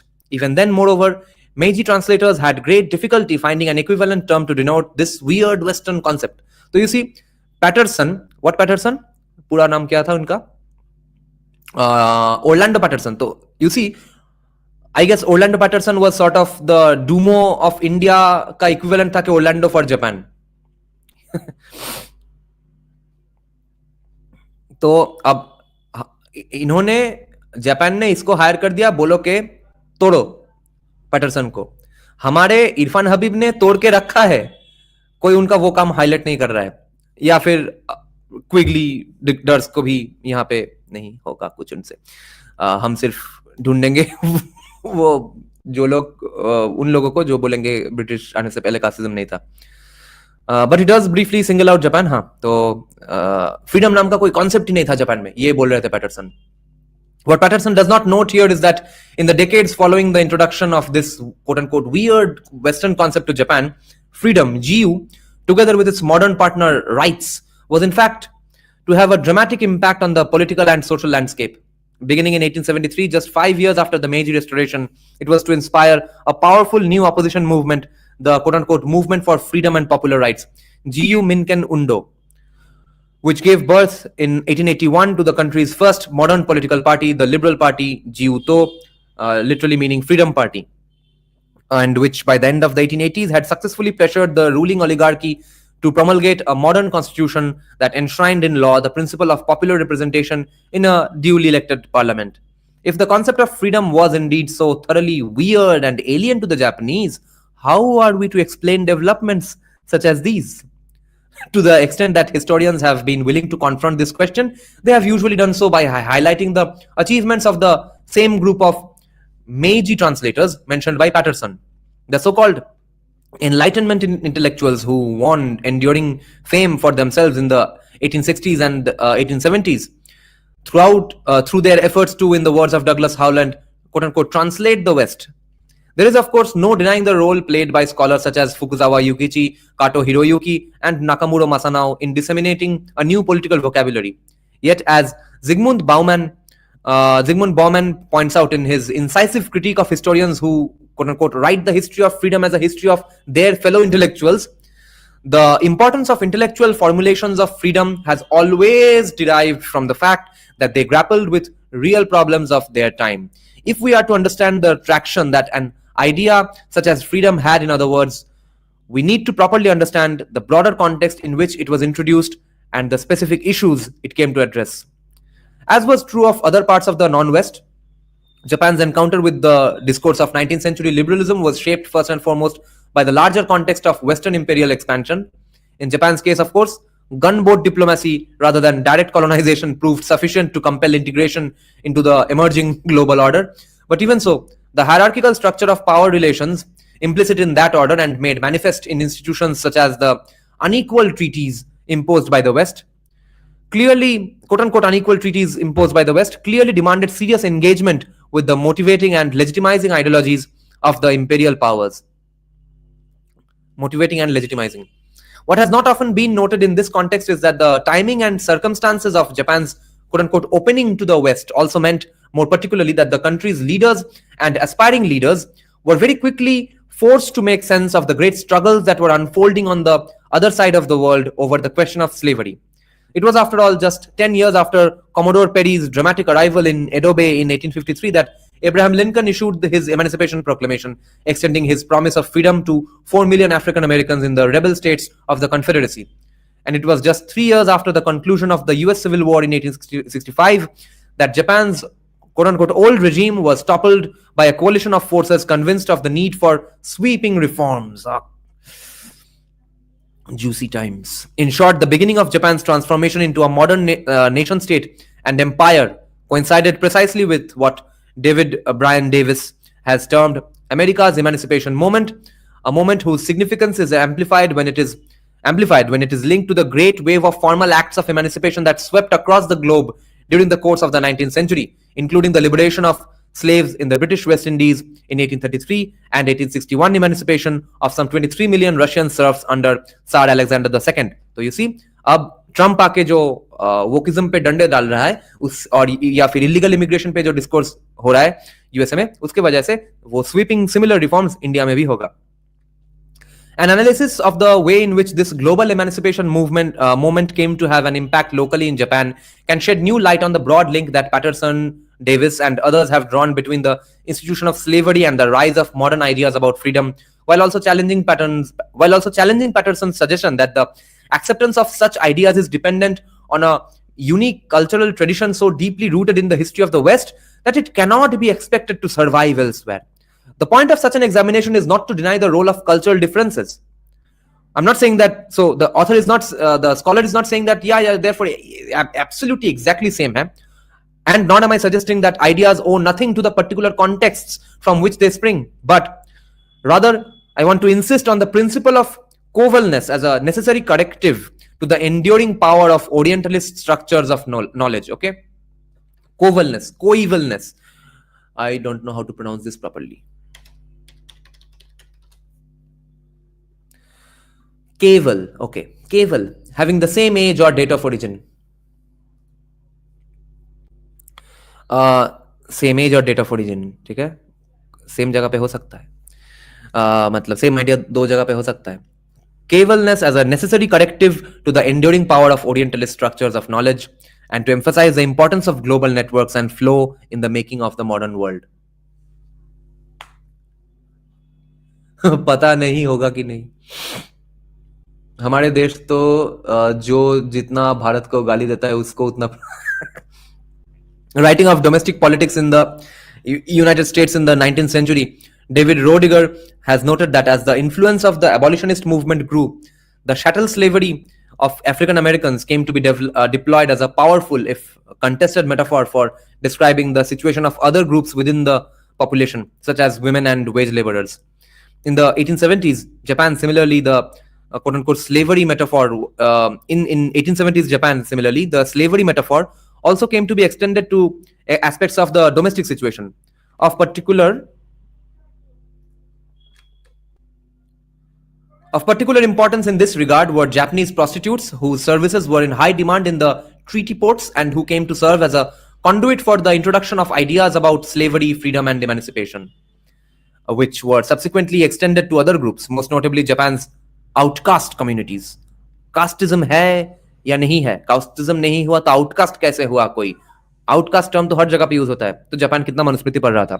While the spread of new ideas and metaphors was important in and of itself, however, the context in which these ideas took on meaning was ultimately shaped by two other aspects of late 19th century globalization: the worldwide search for new sources of cheap labor that could serve as an alternative to African slaves, and the dissemination under the umbrella of empire of Western juridical practices and institutions. In the summer of 1872, these two developments would lead to a legal battle, in many ways reminiscent of the Somerset case of 1772 or the Amistad case of 1841, which famously contributed to the demise of Atlantic slavery by upholding the right of enslaved individuals to assert their claims to freedom.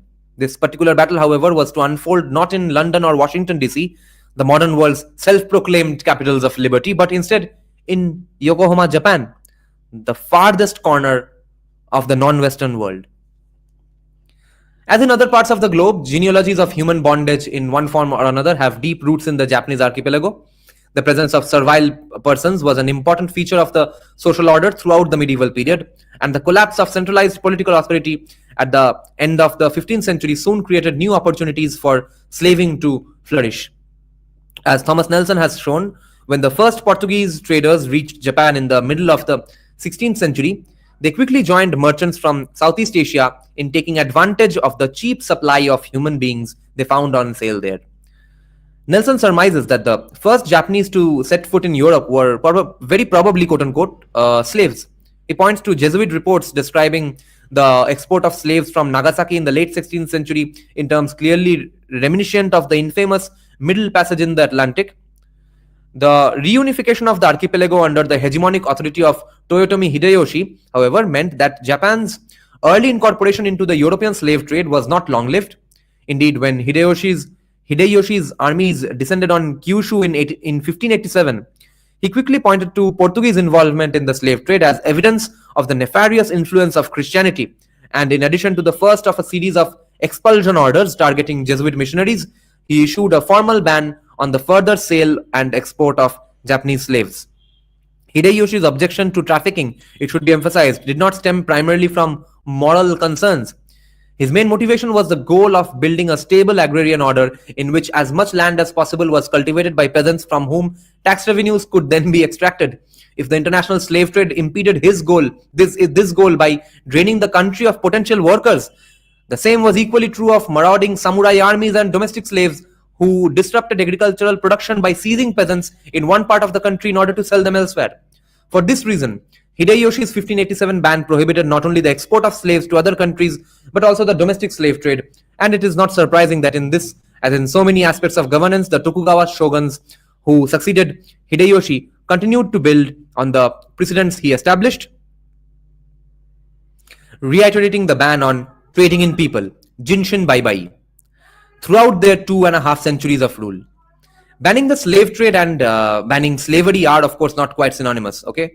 Banning slave trade and banning slavery is not synonymous. And it is clear that quote-unquote hereditary servants, जो कि आज के दिन में भी पाकिस्तान में होते हैं, remained an important presence in many parts of the country. Here too, however, policies implemented by Hideyoshi and the early Tokugawa shoguns to encourage intensive cultivation of smaller plots of land, combined with the rapid growth of a commercial economy, seem to have made the retention of large numbers of servile persons increasingly untenable.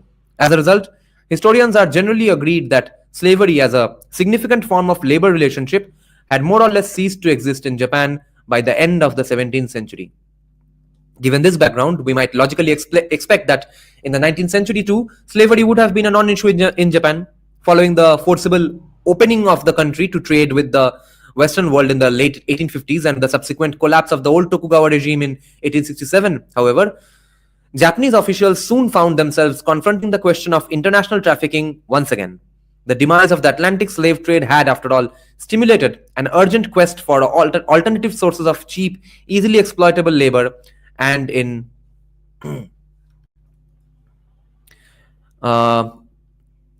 easily exploitable labor, and in 1868, during the tumult that accompanied the Meiji Restoration, an enterprising American businessman named Eugene Van Reed sparked an uproar by arranging for a shipload of Japanese laborers to be sent to work as quote-unquote coolies on the sugar plantations of Hawaii. Van Reed had persisted with his plan. Is that the reason why many people in Hawaii have eyes, those Mongolian eyes like Japanese people and Northeastern people have? Van Reed had persisted with this plan over the objections of the Japanese authorities, and the Chugai Shimbun, Japan's first modern newspaper, quickly pointed to the enterprise he had initiated as identical to the trade in Negro slaves.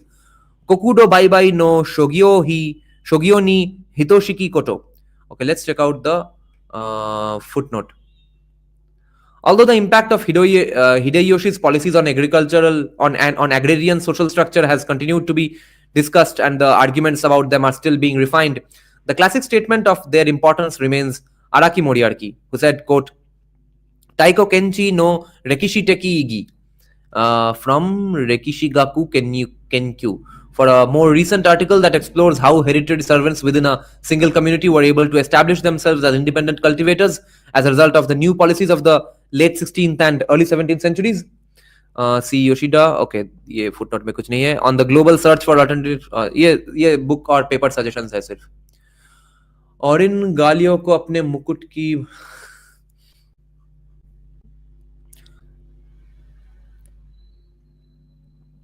The paper, the first modern paper of Japan, went on to explain that because Hawaii's native population had been depleted in recent years, Chinese laborers had initially been brought into work there. अच्छा, उसके वजह से शायद हवाई में वैसा आंखें होते हैं लोगों के.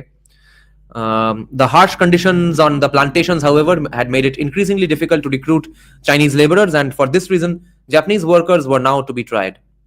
Japan, the article clearly implied, was on the verge of being pulled into a newly emerging Pacific slave trade.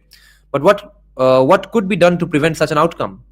One response to this question came from the scholar Hosokawa Junjiro, who submitted a radical proposal to the government's deliberative assembly, the Kogisho, in 1869, using a line of argument reminiscent of his better-known contemporary Fukuzawa Yukichi.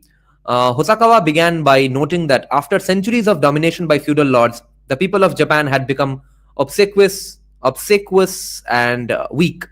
They refused to embrace bold ambition for fear of angering their superiors. They knew only how to serve and obey. This, he argued, was not true of civilized West. By importing slaves from China, India, and Africa to do all forms of menial labor, the Europeans had transformed themselves into the world's nobility, ryojin, used to commanding others and free to dedicate their energies to the higher callings of civilization. The clear solution to Japan's problem then was to follow the European example. The Meiji government, Hosokawa urged, should allow the importation of foreign slaves. Gaigoku no hito o mote doreito suru koto o yurusu beshi. Chinamen, Shinajin would make, Chinamen would be Chinamen, so Chinajon, pretty close to Bengali. Shinajin would make ideal household servants, while Negro slaves, Kokudo, could be used to perform the hard physical labor required for agriculture and shipping. ये क्या counter hegemony है भाई, decoloniality on steroids. बोल रहा है कि देखो ये लोग तो slavery हमसे कराते हैं और खुद जाके philosophy और modern law jurisdiction common law झाड़ते हैं, तो हम उनसे slavery करवाते हैं ताकि हम भी वैसा progress कर सके. Shit, ये idea तो कभी नहीं आया मेरे दिमाग में.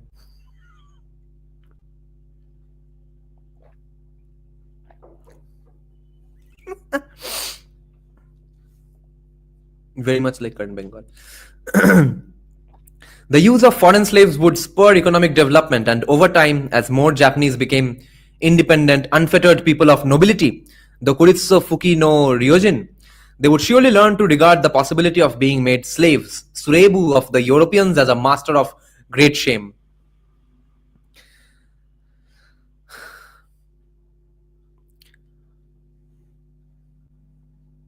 So this was his prediction that ये करो तो ये होगा कि use of foreign slaves would spur economic development, and over time, as more Japanese became nobility, they would surely learn to regard the possibility of being made slaves of Europeans as a matter of great shame. Hokusawa, it should be noted, was no minor figure. The son of a leading Confucian scholar from Tosa, one of the powerful southwestern baronies that played a central role in the Meiji Restoration, and which would later come to be associated closely with the movement for freedom and popular rights, he went on to hold a series of important positions, eventually serving as personal tutor to the Taisho emperor. It was an expert on the West, however, that Hokusawa first established his reputation in the 1860s, and given the clear resonances between his proposal and the ideas of defenders of slavery in the US, such as the South Carolina politician John Hammond, it seems likely that some link ये क्या तस्वीर है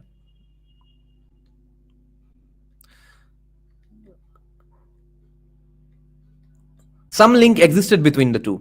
अरे पूरा एक page छोड़ दिया तस्वीर के लिए, वाह वाह वाह, ये कॉमिक बुक है क्या? तो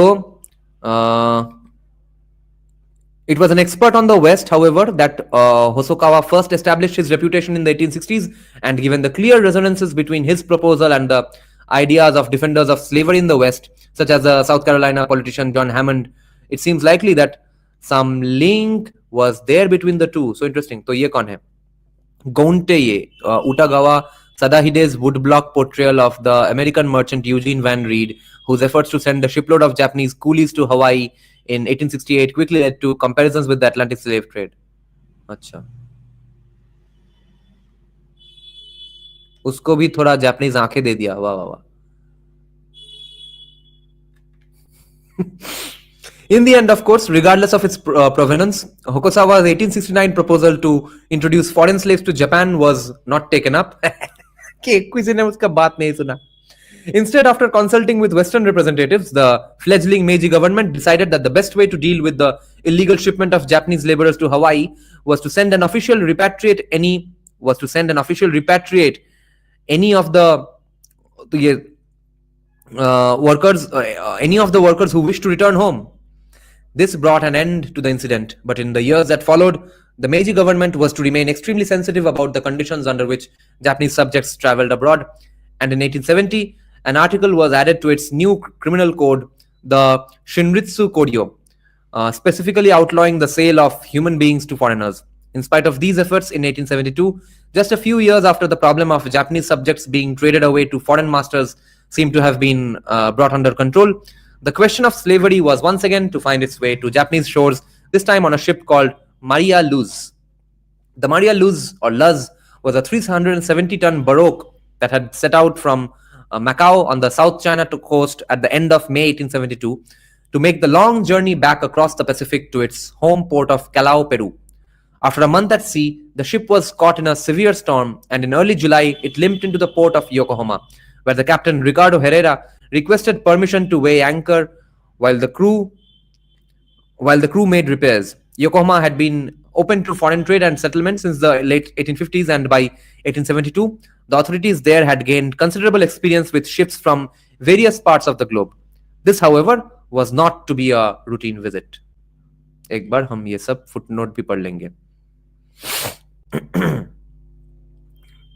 In his infamous Mudsill speech of 1858, for example, Hammond, that South Carolina politician, argued that without a class of people to perform menial tasks, you would not have that other class which leads progress, civilization, and refinement.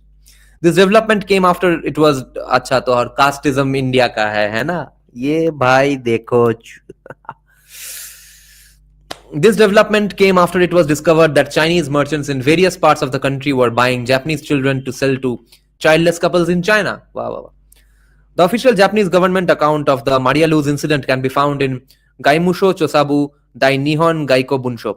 Archival materials relating to the case, including some that were not published in the official account, are in 8 bound volumes held at the Foreign Ministry Archives, Gaiko Shiryokan, in Tokyo under the title Joyaku Misaikoku Fuhansen Maria Rutsu Go Shinkoku Kaimin Kakusai Yokohame e Nyuko Nitsuki Shochi Ikken. Foreign Ministry Archival reference.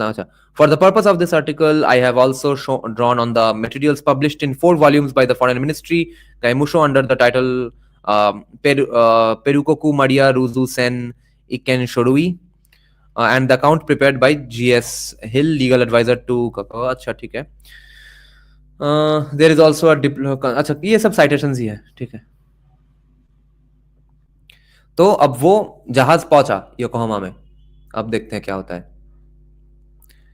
Within just a few days of the Maria Luz's arrival in Yokohama, a man listed in the ship's official log as one of 231 Chinese passengers threw himself overboard and managed to swim his way to the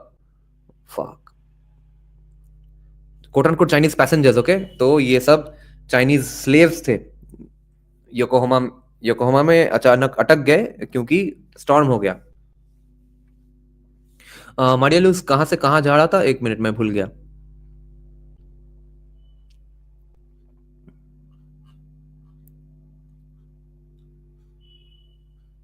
अच्छा, Peru लौट रहा था. ठीक है, south China coast से Peru लौट रहा था चाइनीज स्लेव लेके. देखो भाई, चीन के साथ भी क्या क्या हो रहा था. पेरू में ले जाया जा रहा था चाइनीज स्लेव को. तो वहां से One of the 231 slaves threw himself overboard and managed to swim his way to the next vessel in the harbor, a British warship called the Iron Duke. After pulling the man from the water, the British crew questioned him and decided to hand him over to the local British consul officials.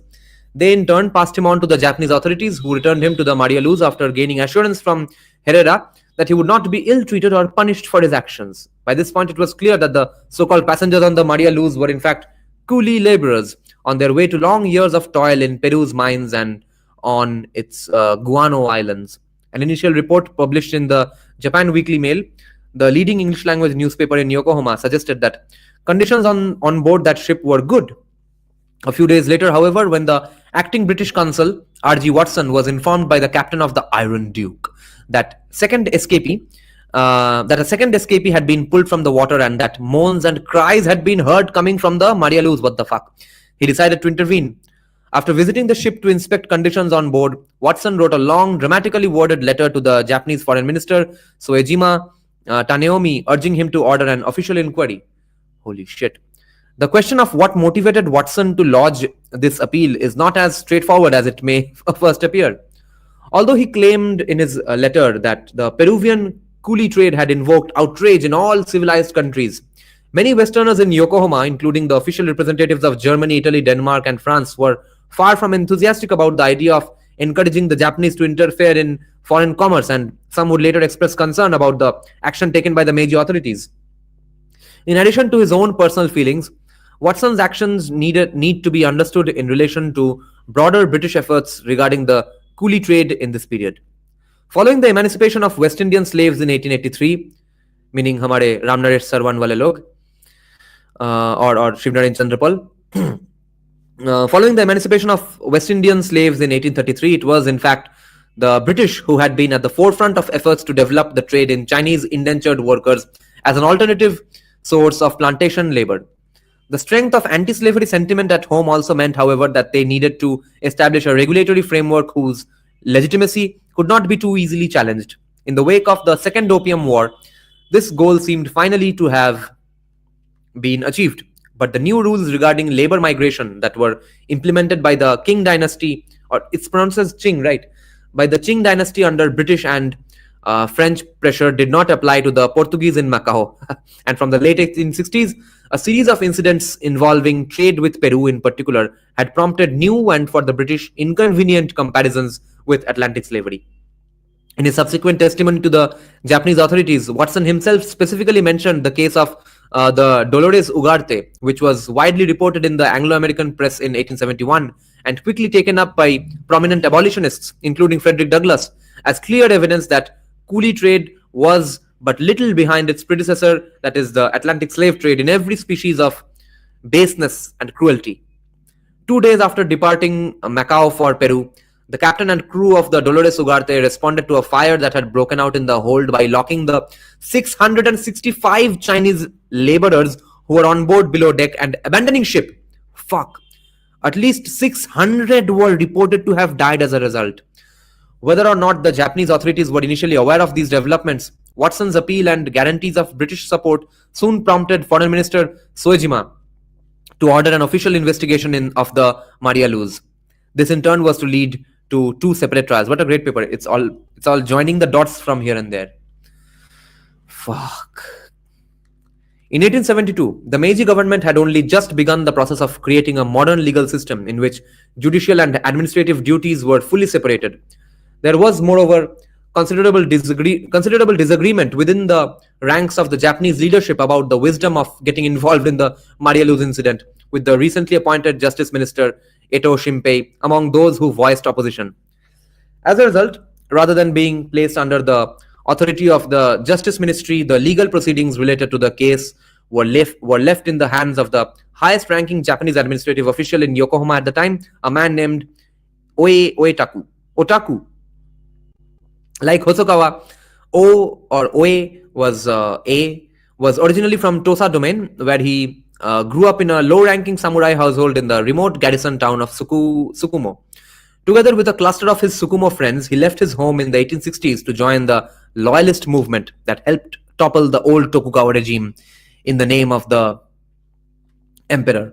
After the restoration, The personal ties that he had forged during this period became an important asset, and in late 1871, when Mutsu Munemitsu was one of his former comrades, was appointed governor of Kanagawa prefecture, Oe was offered a position under him. Soon afterward, when both Mutsu and his deputy resigned their posts, Oe found himself appointed acting governor and therefore responsible at age 24 for the treaty port of Yokohama. Holy shit.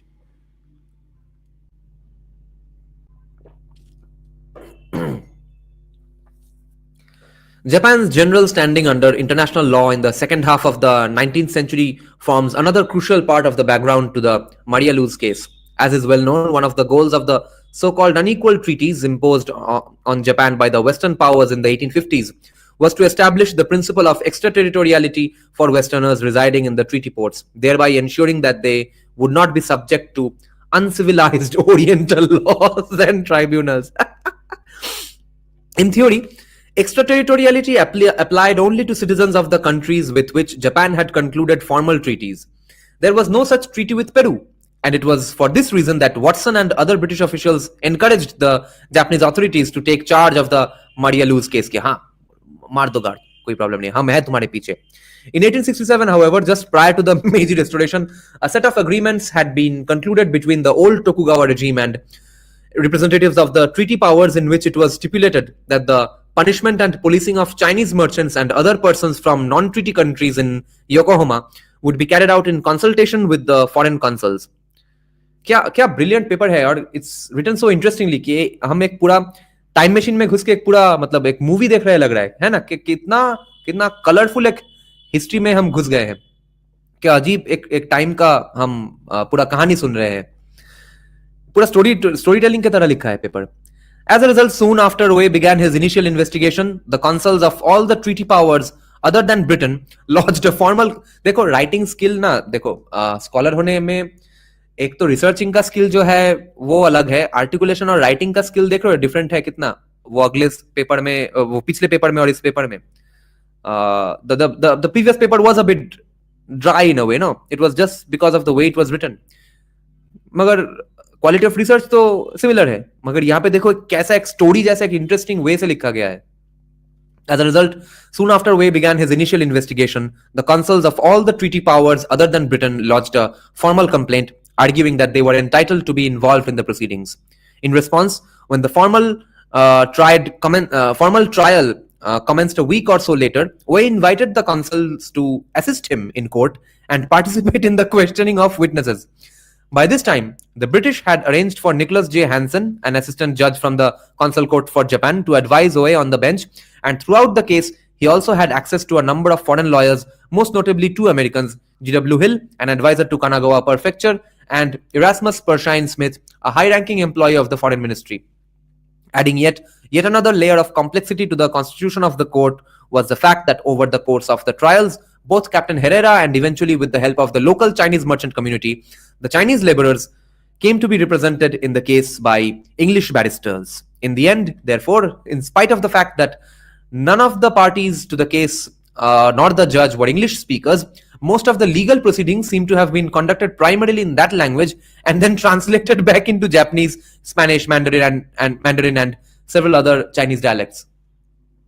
As all of this suggests, the procedures followed in the case were somewhat makeshift.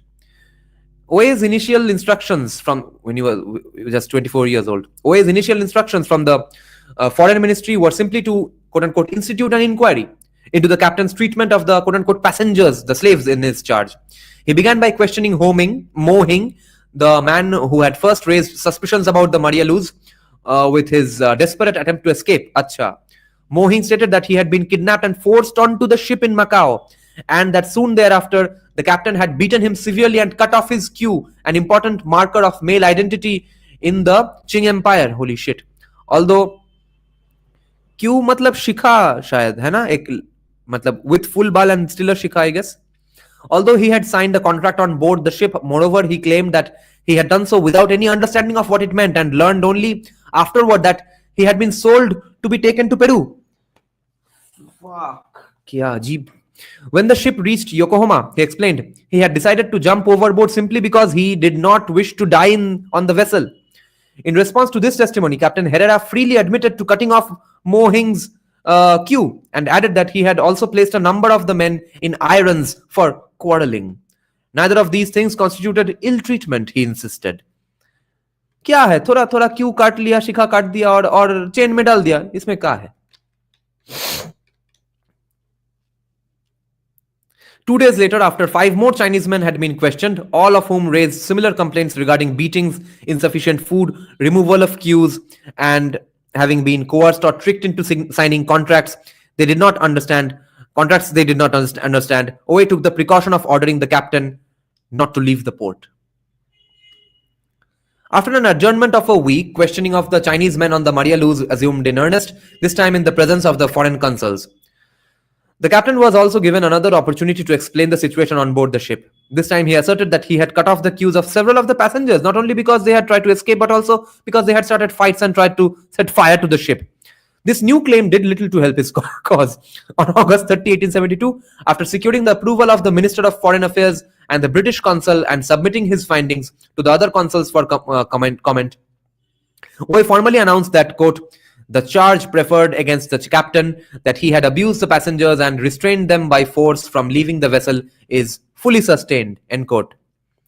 He then noted that under Japanese law, the punishment for the captain's offenses would ordinarily be, quote unquote, no less than 100 lashes or 100 days of confinement for those of higher status, but that because the court was inclined to judge him leniently,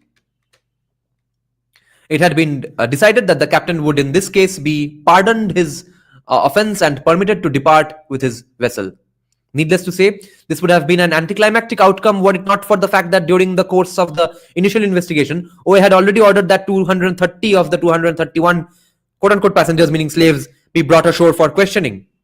The one exception was a young girl no older than 13, whom Captain Herrera had purchased for his own purposes in Macau. Needless to say, although he was now free to leave the country, the captain did not want to depart Yokohama without the remainder of his valuable cargo. When he submitted a formal request asking that the men be returned to the Maria Luz, however, he received a response from Oe explaining that each of these Chinese declines to return on board the ship and can only be compelled to do so after a judgment to that effect regularly obtained in an action brought before me, end quote. Wow. कौन है भाई, इसका नाम पहली बार सुन रहा हूं कि अब बढ़िया आदमी है, 24 years old की उम्र में. In other words, if the captain believed that his passengers, slaves, were legally obligated to complete the voyage to Peru, he would have to bring suit against them. As a result of this exchange, a second trial was soon underway, and this time the focus was specifically on conditions on board the ship and the contracts that the captain claimed bound the men to work as coolies in Peru. Most of the 5 days of hearings in the second trial were taken up with the testimony of witnesses friendly to Captain Herrera.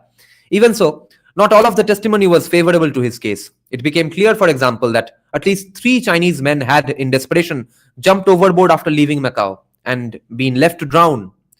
The captain also acknowledged that there had been an attempted rebellion by a group of men about a week after the ship left Macau, and that as a result, he had ordered them put in irons. The crew members who testified generally agreed that the punishments inflicted at this time were minimal, but the ship's Chinese doctor cast considerable doubt on these claims, noting that the 11 men accused of involvement in the quote-unquote conspiracy had been severely flogged in spite of his protestations to the captain that they were quote-unquote not in good health. Even more important for the court than the question of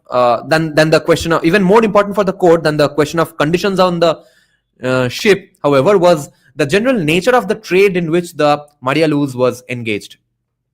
Pointing specifically to the actions of the Meiji government with regard to the Japanese workers who had been taken to Hawaii in 1868, Oe emphasized in his final judgment that it was the settled policy of Japan that no person should be taken out of the country against their free and voluntary consent. He also argued that the contracts in question were clearly intended to impose a form of slavery on the defendants, a state, he wrote, which is so repugnant to all sense of natural justice that it has ever been held that it can exist or be recognized only by force of express law, and which there is no obligation on the part of a sovereign state, either in the law or committee of nations, to to in any manner assist or countenance. Finally, he pointed out that the contracts between he pointed out that the contracts themselves were irregular in form, that the coolies seemed to have been either tricked or coerced into accepting them, and that conditions on board the Maria Luz were well below acceptable standards for human transportation.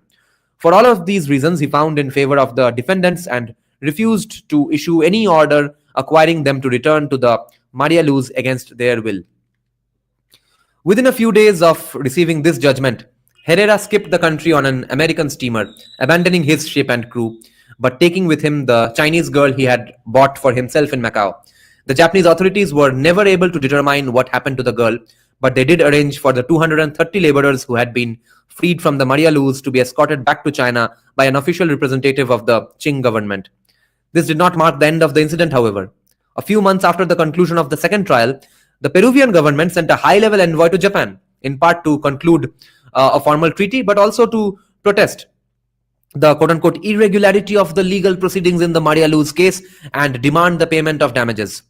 The Japanese government refused to comply, but the two parties did agree to call on the sovereign ruler of a neutral nation to resolve their dispute. As a result, the case was submitted for final judgment to Alexander II of Russia, the same Tsar in whose name the emancipation of serfs had been announced just over a decade earlier. Perhaps not surprisingly then, in 1875, more than 3 years later, after the Maria Luz first appeared in Yokohama, the Tsar found in favor of the Japanese government, fully upholding Wei's initial judgment. The outcome is generally said to have played a key role in bringing a rapid end to Peru's involvement in the coolie trade, and thanks in large part to the efforts of foreign journalists in Yokohama, such as Edward H. Howes. It was also to provide extremely positive publicity for the fledgling Meiji regime.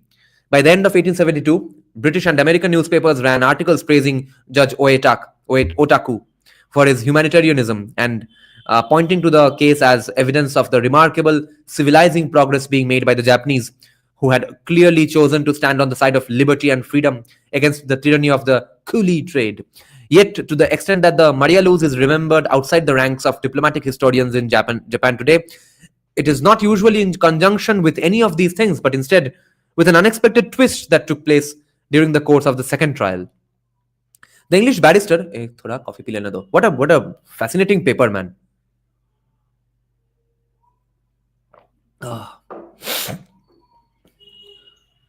Reverse colonization.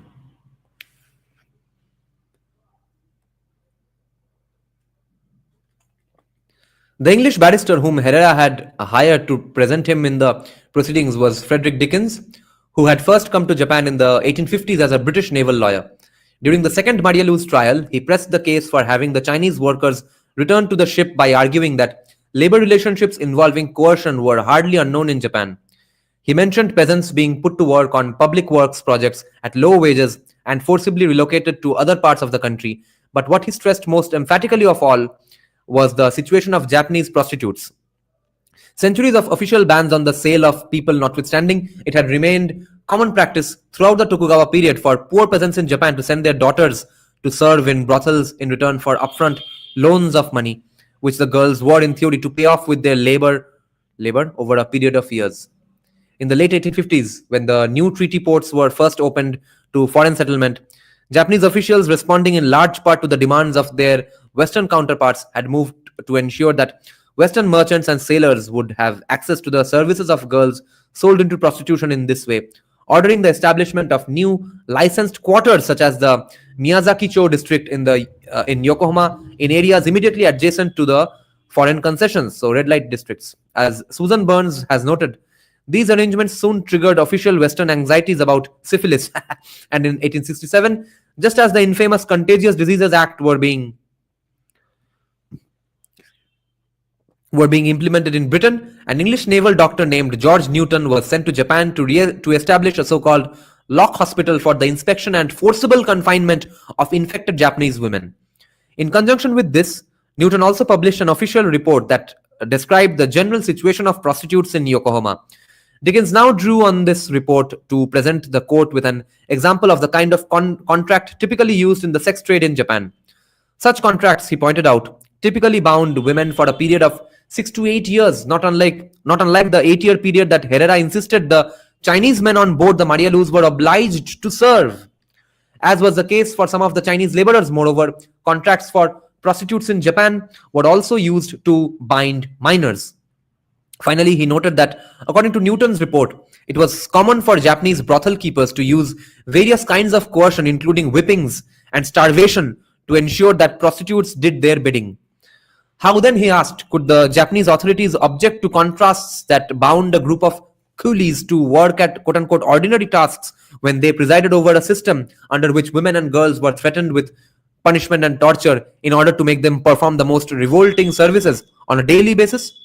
Responding to these arguments in his official judgment, Oe Otaku was able to formally deny the relevance of the link that Dickens drew between the situation of Japanese prostitutes and the Chinese laborers on the Maria Luz by arguing that there was a clear difference between allowing a form of servitude to exist in a domestic context and permitting the export of human beings to other countries. Ye kya logic hua? Drawing no doubt on the advice of his British and American legal advisors, Oe pointed specifically to the case of the United States, which had banned slave trade but allowed the institution of slavery to remain in place in the first half of the 19th century to support his argument. So banning slavery and banning slave trade is not the same thing. The key point with regard to the Chinese passengers on the Maria Luz, he concluded, was not just that they were being subjected to a form of slavery, but also that they were being sent to a foreign country where they would be denied the protection and care of their own government and legal system.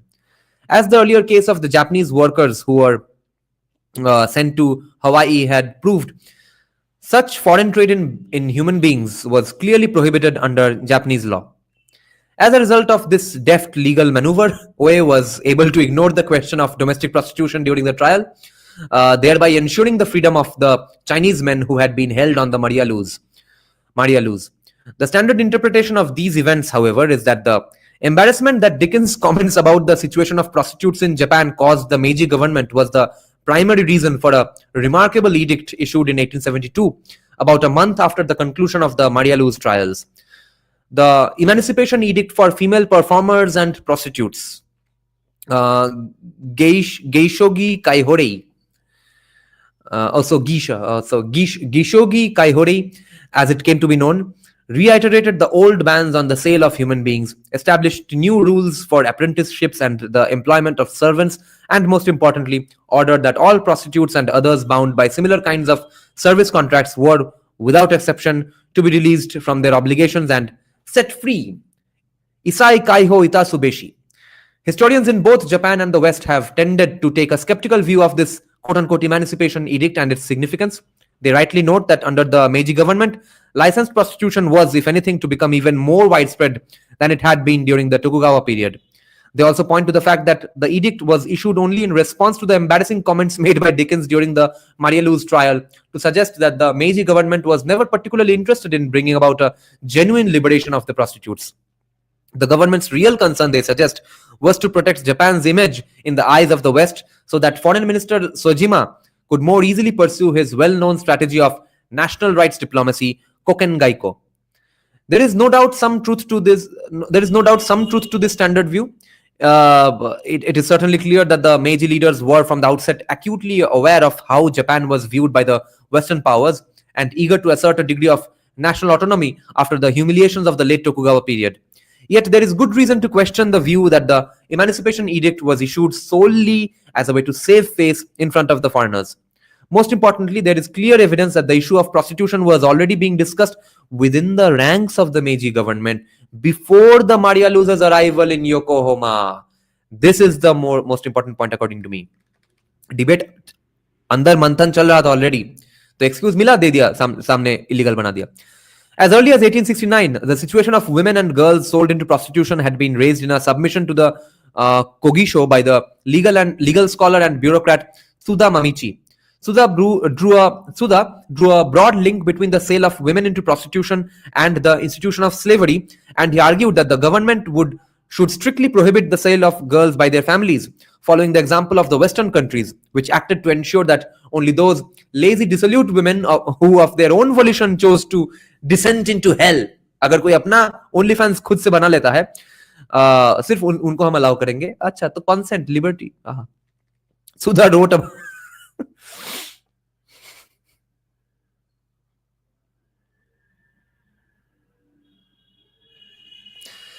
Suda wrote about the issue again in 1871 for the journal Shimbam Zashi, and he was probably responsible for the inclusion in the early Meiji criminal codes of new provisions for the punishment of persons who kidnapped women in order to sell them into prostitution. And Obinata Sumio has shown, as Obinata Sumio has shown, however, the real turning point with regard to the government's stance on prostitution came toward the end of July 1872, when it received two separate petitions, Kempakusho, urging that action be taken to stop poor families from selling children or letting them be quote unquote adopted solely so that they could be put to work as acrobats, entertainers and prostitutes. Circus में डालेंगे या फिर वैश्या बना देते हैं. One of the petitions was from regional officials in Aichi prefecture, while the other was submitted by a woman named Ye, who identified herself simply as the mother of a samurai, Shizoku, from Hamamatsu prefecture.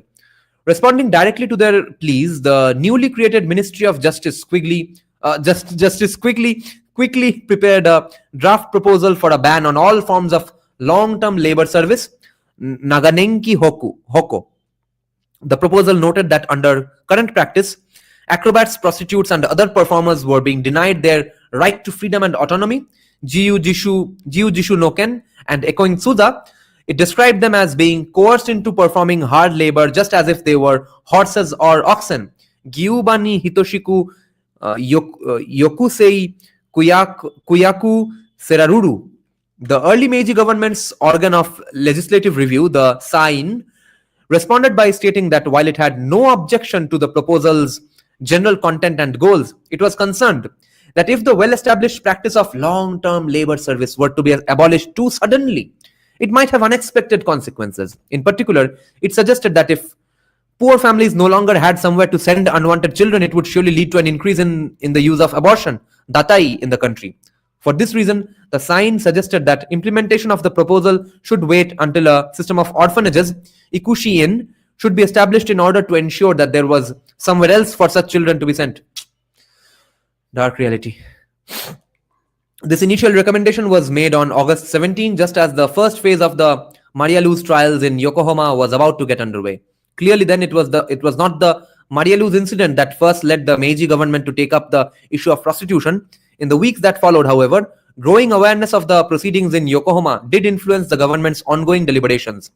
Although Dickens' public statement to the court was still more than a month away from the beginning of the first trial, the issue of prostitution and its possible implications for the Maria Luz case were raised in private consultations with Japanese officials by Nicholas Hannon, the British judge who had been asked to serve as an informal advisor. Hannon specifically argued in these private meetings that the similarities between the contractual arrangements for Japanese prostitutes and the coolies from the Maria Luz would make it difficult for the court to issue a strong ruling against Herrera. By the time that OA's judgment in the first phase of the case was issued on August 26, moreover, a letter to the editor of the Japan Weekly Mail, quite likely penned by Hannon himself, had voiced the same concern to the English-speaking public in Yokohama, noting that while Japanese law may perhaps forbid slavery, a modified slavery of the very worst description certainly exists in the country. Against this background, a new push to address prostitution was made within the ranks of the Meiji government, with the powerful Minister of Finance Inoue Kaoru now taking the lead. Following the abolition of the Ministry of Civil Affairs in 1871, the Ministry of Finance had taken over responsibility for administering various aspects of domestic policy. And on September 13, about a week before the beginning of the second Maria Luz trial, Inoue sent a formal petition to the government's executive body, the Sei-in, laying out his views on the Justice Ministry's earlier proposal. Inoue, it is worth noting, had spent several months studying in London around the time of Lincoln's Emancipation Proclamation. And in his petition, he described the situation of women sold into prostitution in Japan as hardly different from that of the slaves in America. Amerikashu ni kore aru baido to hotondo daido shoi. He urged his colleagues to, quote-unquote, order their emancipation, kaiho seshime, shesh kar do, and allow them to claim their human right to freedom. Sono Jinken no Jiu o Eseshime, and he pointed directly to the Maria Luz case, noting that at a time when the quote-unquote benevolence of our imperial government, Kosei no Jinkei, was being extended to a group of kidnapped Chinamen, Rayakubai Shinajin, it was a matter of great shame, Ohaji, that there were some people within our country, Onkokunai ni Oite, who continued to be treated as slaves, Baido Doyo. Needless to say, when Dickens made his famous speech to the court on September 18, the publicity that it helped to generate undoubtedly added further weight to the case that reformers in the government had been working to build. The reformers in Japan were already present. They were working to build that consensus anyway. उनको सिर्फ एक final match मिल गया to light the fire. The main thrust of his arguments, however, had already been anticipated by Inou's petition. Indeed, by the time that Dickens made his speech, Otaku had also written to his superiors in the government, suggesting that, in light of the Maria Luz case, they should move quickly to abolish licensed prostitution in Yokohama. In an important sense, then, far from being a setback or a problem, the Maria Luz case presented members of the Meiji government with an opportunity to push ahead with reforms to the prostitution system that might otherwise have proceeded more slowly. At the same time, the government's growing awareness of the context provided by the international controversy had a noticeable impact on the terms in which those reforms were understood and explained.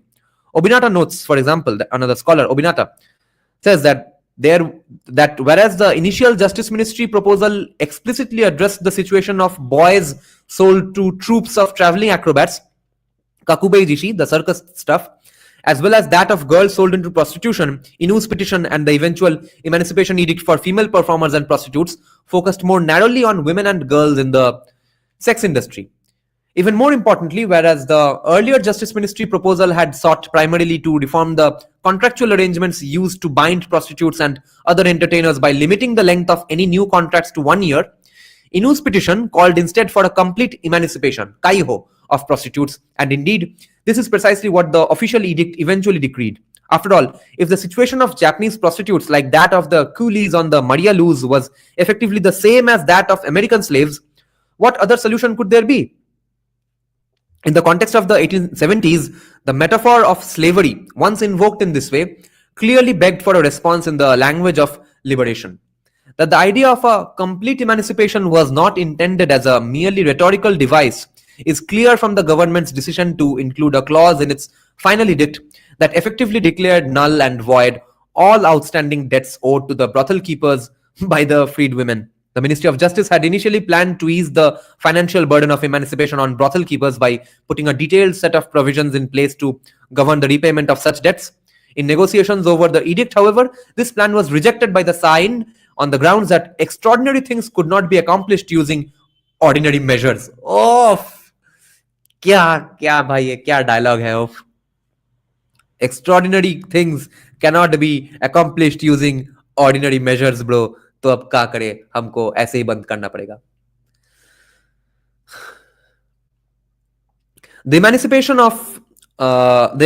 of prostitutes, it emphasized, was truly an extraordinary development that would revolutionize Ishinshi, the way people viewed the world, and mark a major starting point in the process by which they would reclaim their rights as autonomous beings.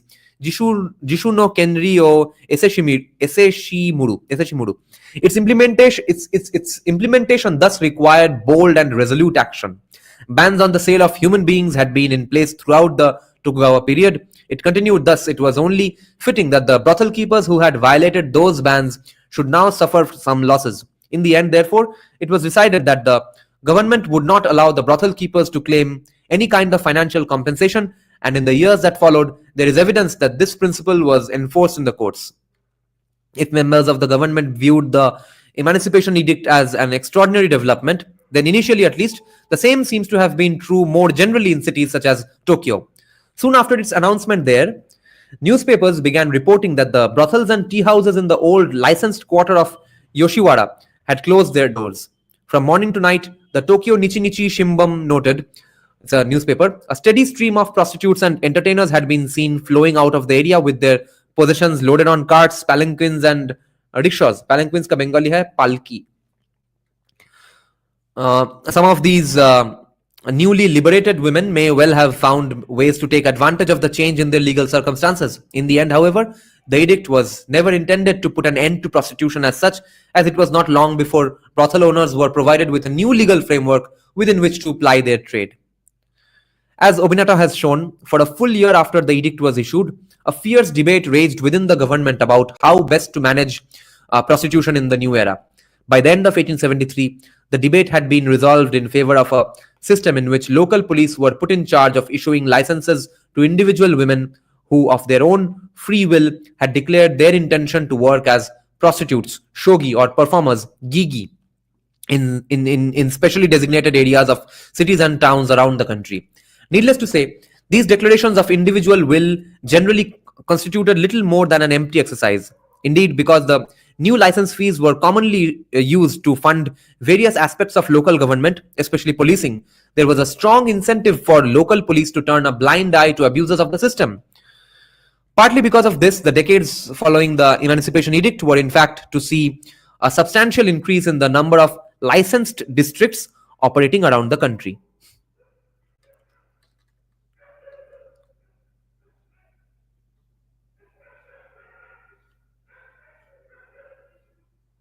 ये देखो, because the new license fees were commonly used to fund various aspects of local government, especially policing, therefore, strong incentive for local police to turn a blind eye to abuses of the system came about.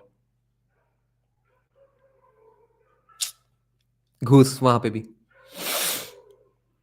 All of this again clearly raises questions about the significance of the Emancipation Edict for the large numbers of women who worked as prostitutes in 19th century Japan.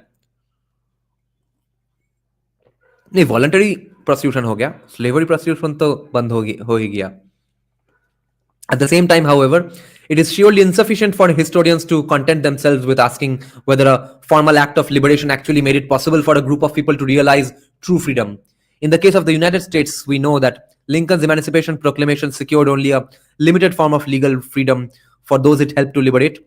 And in the case of Russia, Peter Kolchin has noted that most peasants judged emancipation to be a predatory serfholders reform, one that led more to impoverishment and suffering than to fulfilling aspirations for true freedom. More generally, Kolchin points out that a sense of tragedy, of failure, of things gone wrong tends to be pervasive in most in post-emancipation societies. Holy shit! कि ठीक से नहीं हुआ और जो established situation था वो भी उसका भी गाड़ मार दिया गया.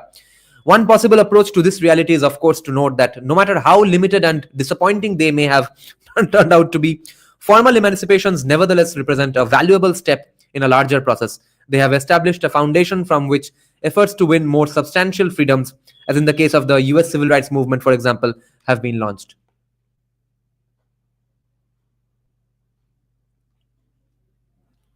Rishabh, you missed a very, very fascinating live stream. कभी एक time मिले तो शुरू से पूरा देख लेना. As anthropologist David Scott has pointed out in his thoughtful response to Thomas Holt's study of the contradictions at the heart of slave emancipation in British Jamaica, however, it can also be helpful to see freedom not so much as a normative horizon toward which humanity continues, however fitfully and imperfectly, to strive, but rather as an integral part of the reorganizing project of modern power. In such a view, what is important for us to consider when evaluating the significance of a formal act of emancipation is not just the amount or degree of freedom that it introduced into the lives of ordinary people, or the possibilities for the future that it opened up, but also the broader changes that the idea of freedom and the idea of liberation helped facilitate within a specific social context.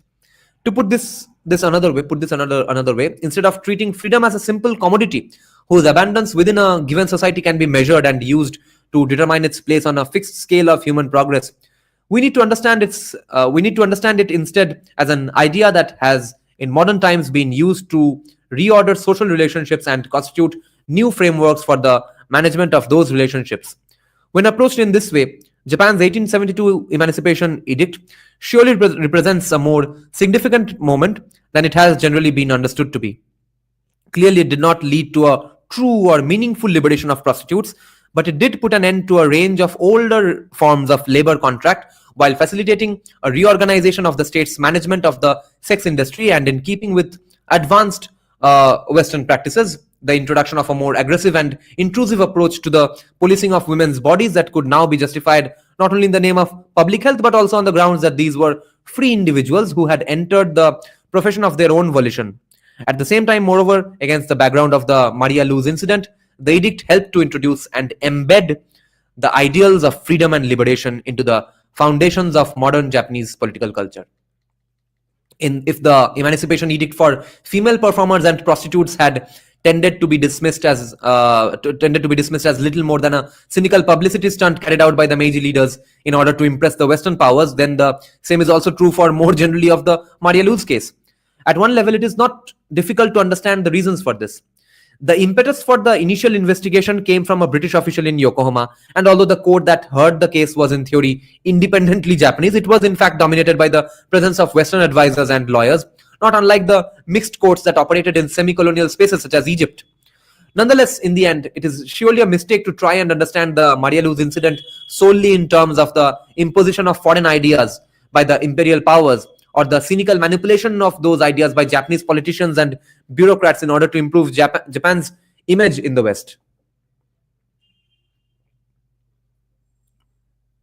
Rather, it was through such concrete events that the language of 19th century liberalism gradually came to take on concrete meaning in Meiji Japan, often becoming enmeshed in process of social change that were already in motion.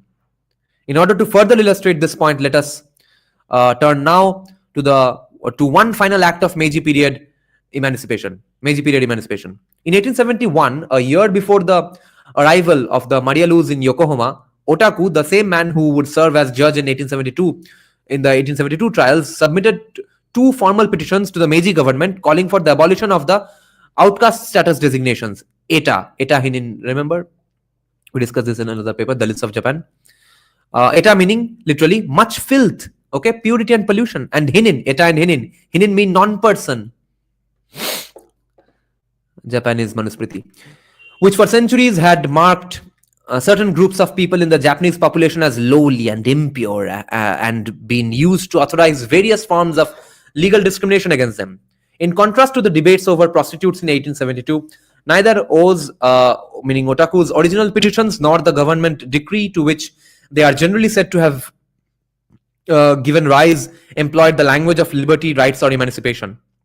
Otaku's petitions emphasized the practical problems that resulted from allowing a minority group with distinct customs to exist within the country, and the official decree issued by the government on October 12, 1871 stated simply that outcast status designations were henceforth abolished, and that with regard to both status and occupation, outcasts were now to be treated in the same manner as commoners. Ye to pura Savarkar nikla.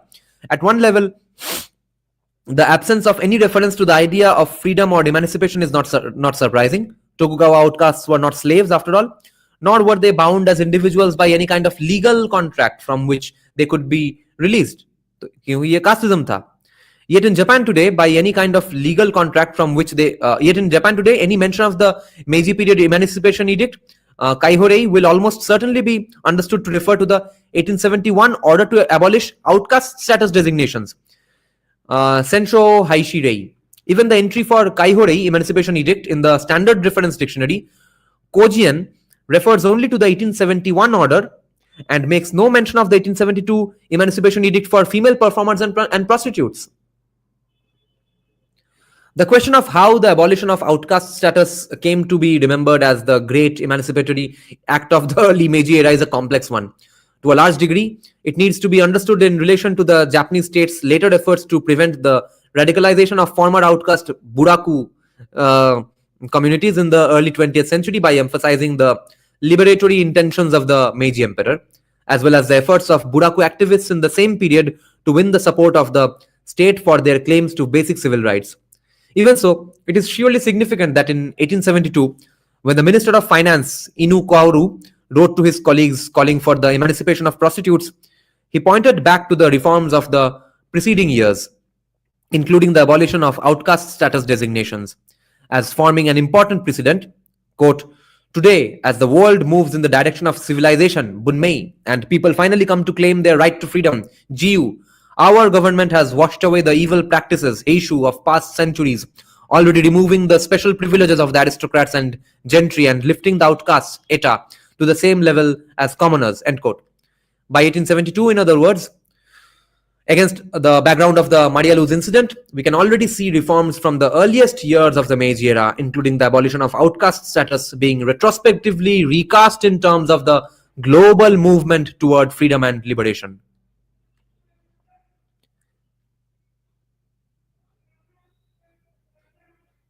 What the fuck?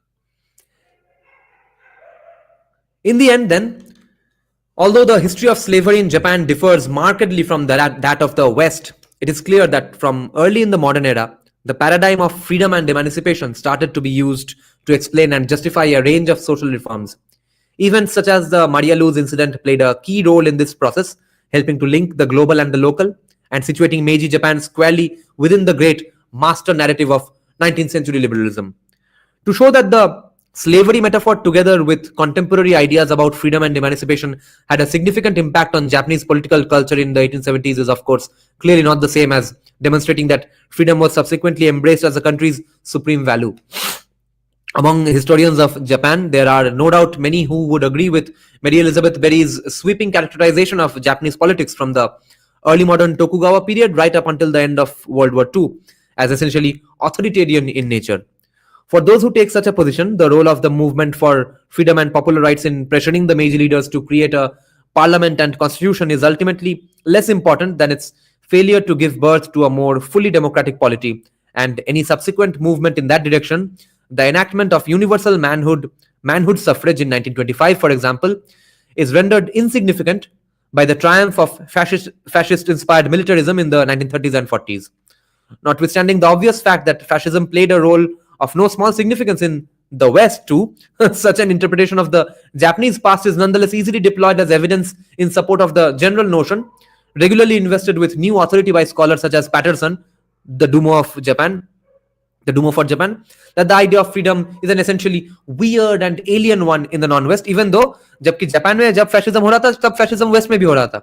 The alien one in the non-West and will not steadily take root there, at least not without direct military conquest such as with the Allied occupation of Japan.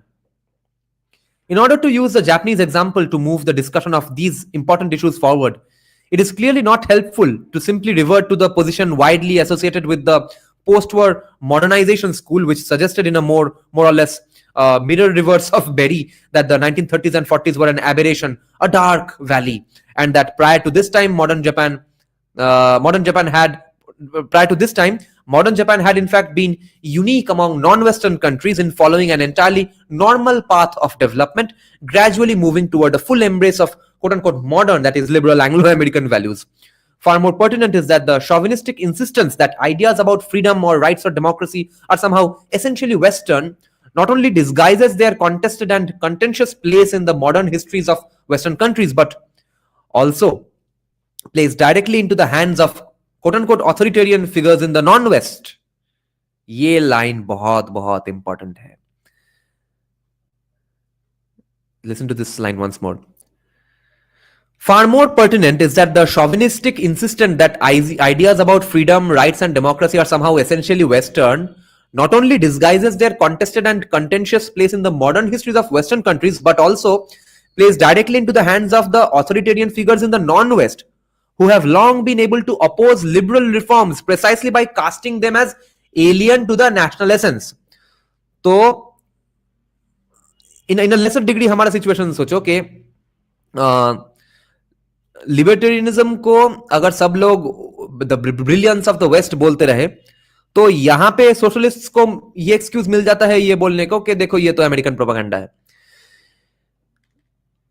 In this regard, it is important that we do not allow what is in reality a proscriptive idea to masquerade as a purely descriptive idea, that we continue to pay careful attention to the ways in which Western and non-Western nationalisms have so often been mutually constitutive of each other.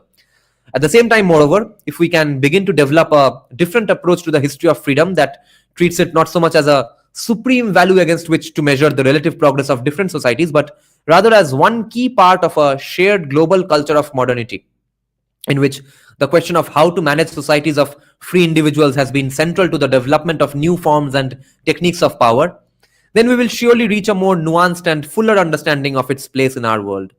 In this regard, the Meiji era prostitutes, whose formal emancipation was quickly followed by the creation of a new regime of policing and medical inspection, also inspired by contemporary Western models, may well provide a valuable metaphor of their own. At the very least, at a time when public debate about freedom in the non-West continues to be dominated by oscillating demands for its forceful imposition through military conquest and occupation, on the one hand, or the outright denial that such uniquely Western ideals will ever be accepted on the other. The need for a rigorous re-evaluation of the assumptions that support both of these positions could not be more urgent. That's the end of this paper. What a fascinating paper. Daniel V. Botsman, 2011 का data है, is professor of history and chair of the Council on East Asian Studies at Yale. Yeah, he's still in Yale only. Oh, what a beautiful paper. Let me check some comments and then I'll go offline and come back at 12 p.m. to discuss the 3 debates where Shashi Tharoor lost. Live reaction, basically. Who knew the trans were right all along? We should do a series on Savarkars of the world. Yes. Are there parallel individuals with similar views in South America? So Meiji outmaneuvered the Ambedkars and pre-Ambedkars of Japan by going down the path of liberation theory. Yes. Okay then. Thank you for joining the live stream, guys. Coming back soon at 12. Let me make the thumbnail and stuff. Bye-bye.